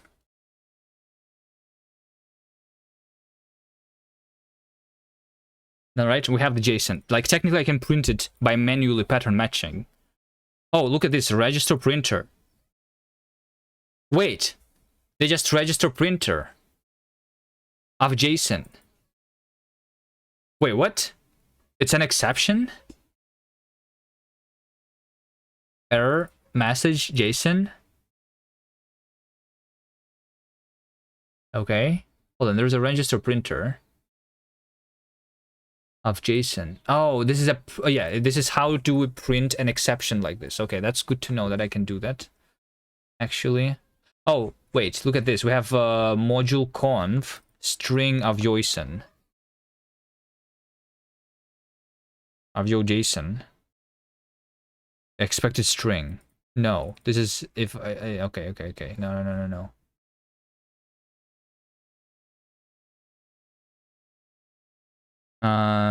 Message. Message is a string. And the JSON is, yeah, okay. JSON RPC specification. Hold on. Where is the printing function? How do I get the JSON? They use the JSON here, but then they actually don't use the JSON, is the problem.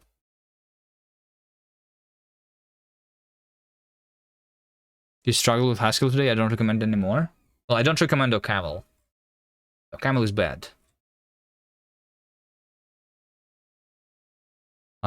With regards of the documentation, like finding the thing is difficult. Hell, anyone knows how to do the JSON to string? Why is it so difficult? Yo JSON pretty print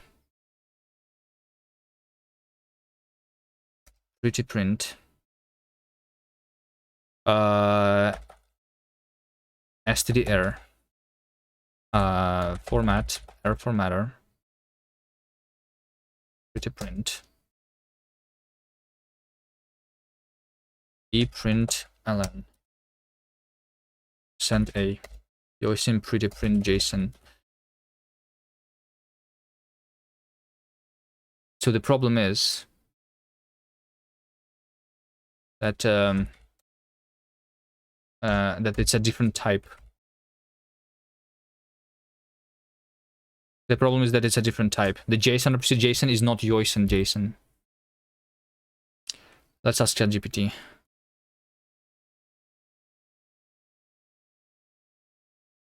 How to convert JSON RPC JSON T to JSON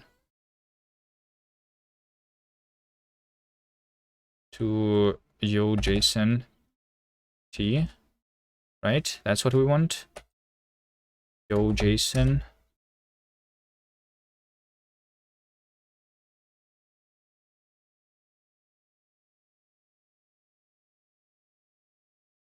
to string JSON.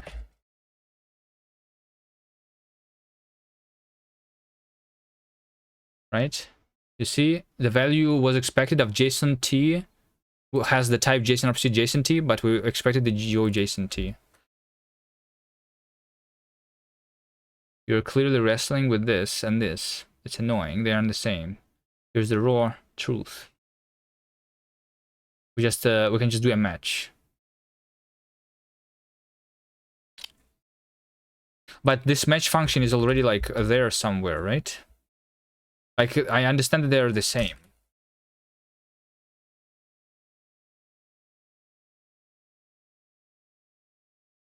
I understand that they are the same. Non-exhaustive. Oh wait, we have tuple and variant? Wait, what?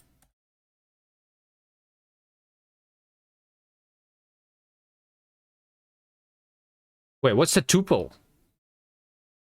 What's a tuple in a JSON? Huh? What's a tuple? JSON doesn't have tuples.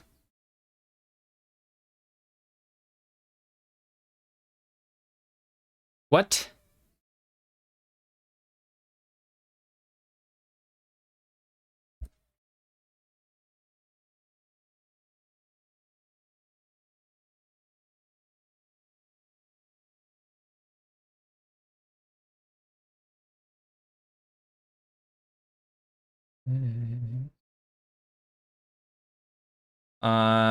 Let's see. This is the JSON RPC. JSON. Oh, there's JSON conf. JSON conf. This is annoying. JSON RPC source. JSON RPC. Let's see. This is the thing. This is the interface. We have JSON T. We have JSONable. We have ID. We have structured.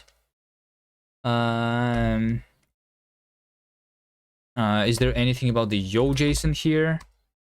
There is not. Even although they use the word YoJSON, nothing actually is about the YoJSON here. Like, is the packet something that has the YoJSON? No, it doesn't. JSON. JSONable as. Oh wait, packet has the YoJSON. Wait, but it is a different. It's not. Why do they have a function that's called toYoJSON which does not return the YoJSON? Why? Is this what they call elegant in functional programming? They have, so this is supposed to return a YoJSON and it doesn't return a YoJSON. This has nothing to do with Yo.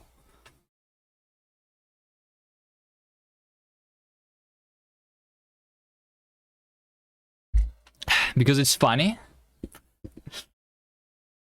That's not funny. That's infuriating.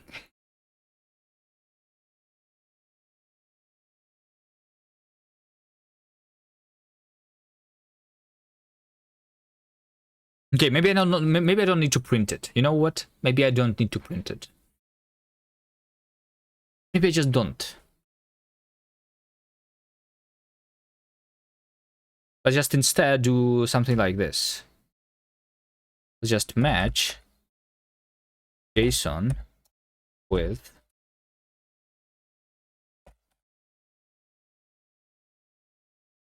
null.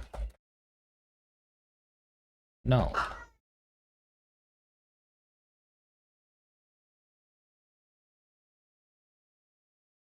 You know what? Let's just do this. I just want to see something.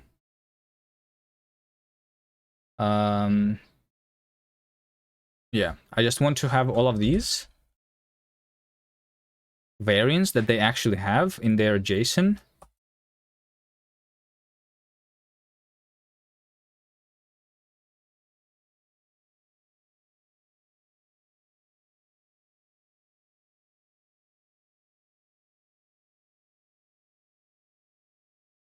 And then I just return this, you know? And this is going to be my let's JSON string. You know, I'm just going to keep the tag here like this, and I'm just going to eprint the JSON like string like this, you know. And then we add the underscore here everywhere.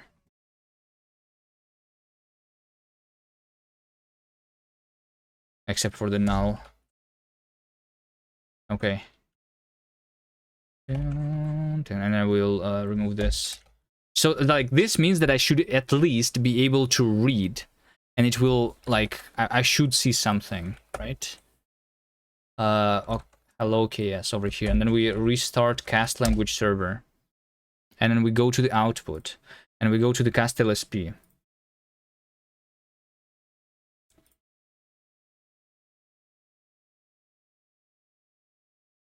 Restart.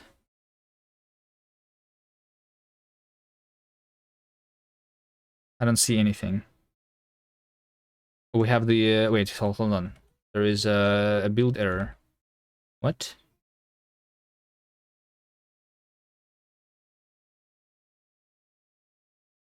Cast LSP. Okay, cast LSP. Content. Length. 10. Okay. Junk after end of JSON value. So like technically it's doing it, right? Technically it's doing it. We just had some junk after the JSON. But why do I not see the output here? Restarting failed. Let's try reload.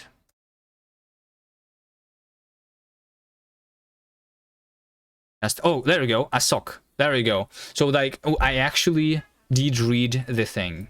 I just have no idea how to print it, but we can like pattern match it or something, and we can convert it to the actual LSP requests. Okay.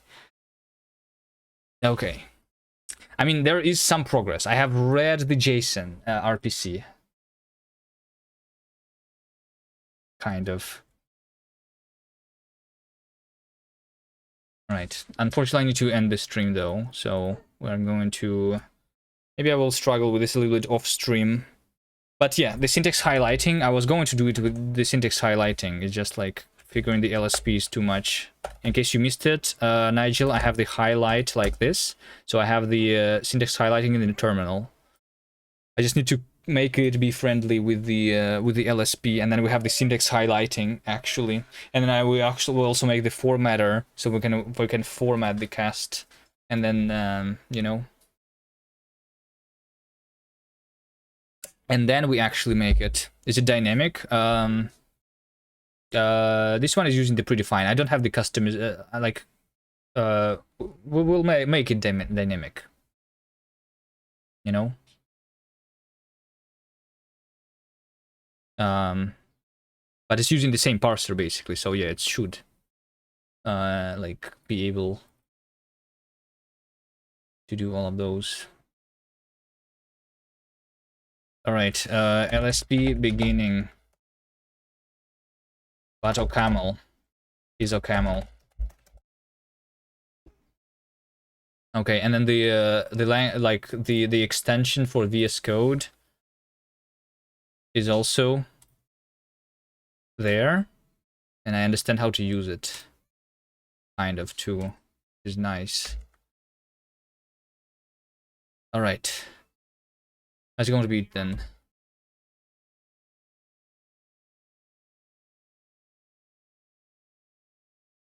Thank you guys for following, for watching.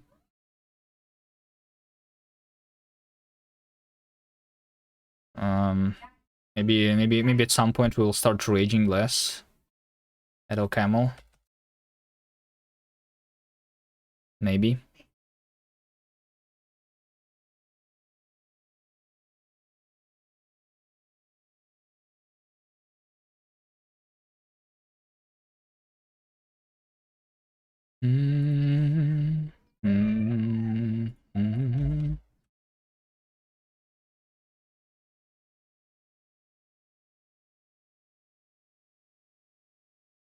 Raging is good. It will make you all the more empowered to make cast. Yeah, I mean, if I rage at the language at which I actually write, it means that I will want to make the language be self-hosted quicker, right?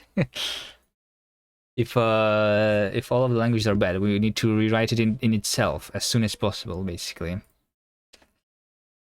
so that we can stop raging finally, and then we rage at cast, but then we improve it. I cannot really improve a camel. Right?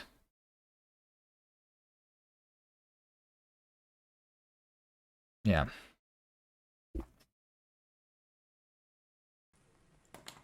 Okay, here's this guy making a system programming language too.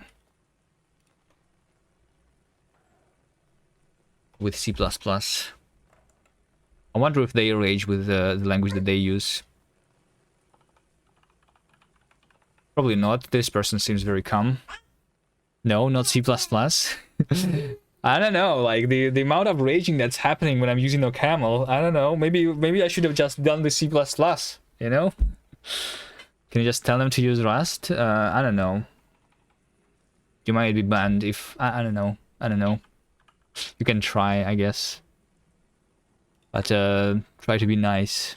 Okay, see you guys next time. Bye.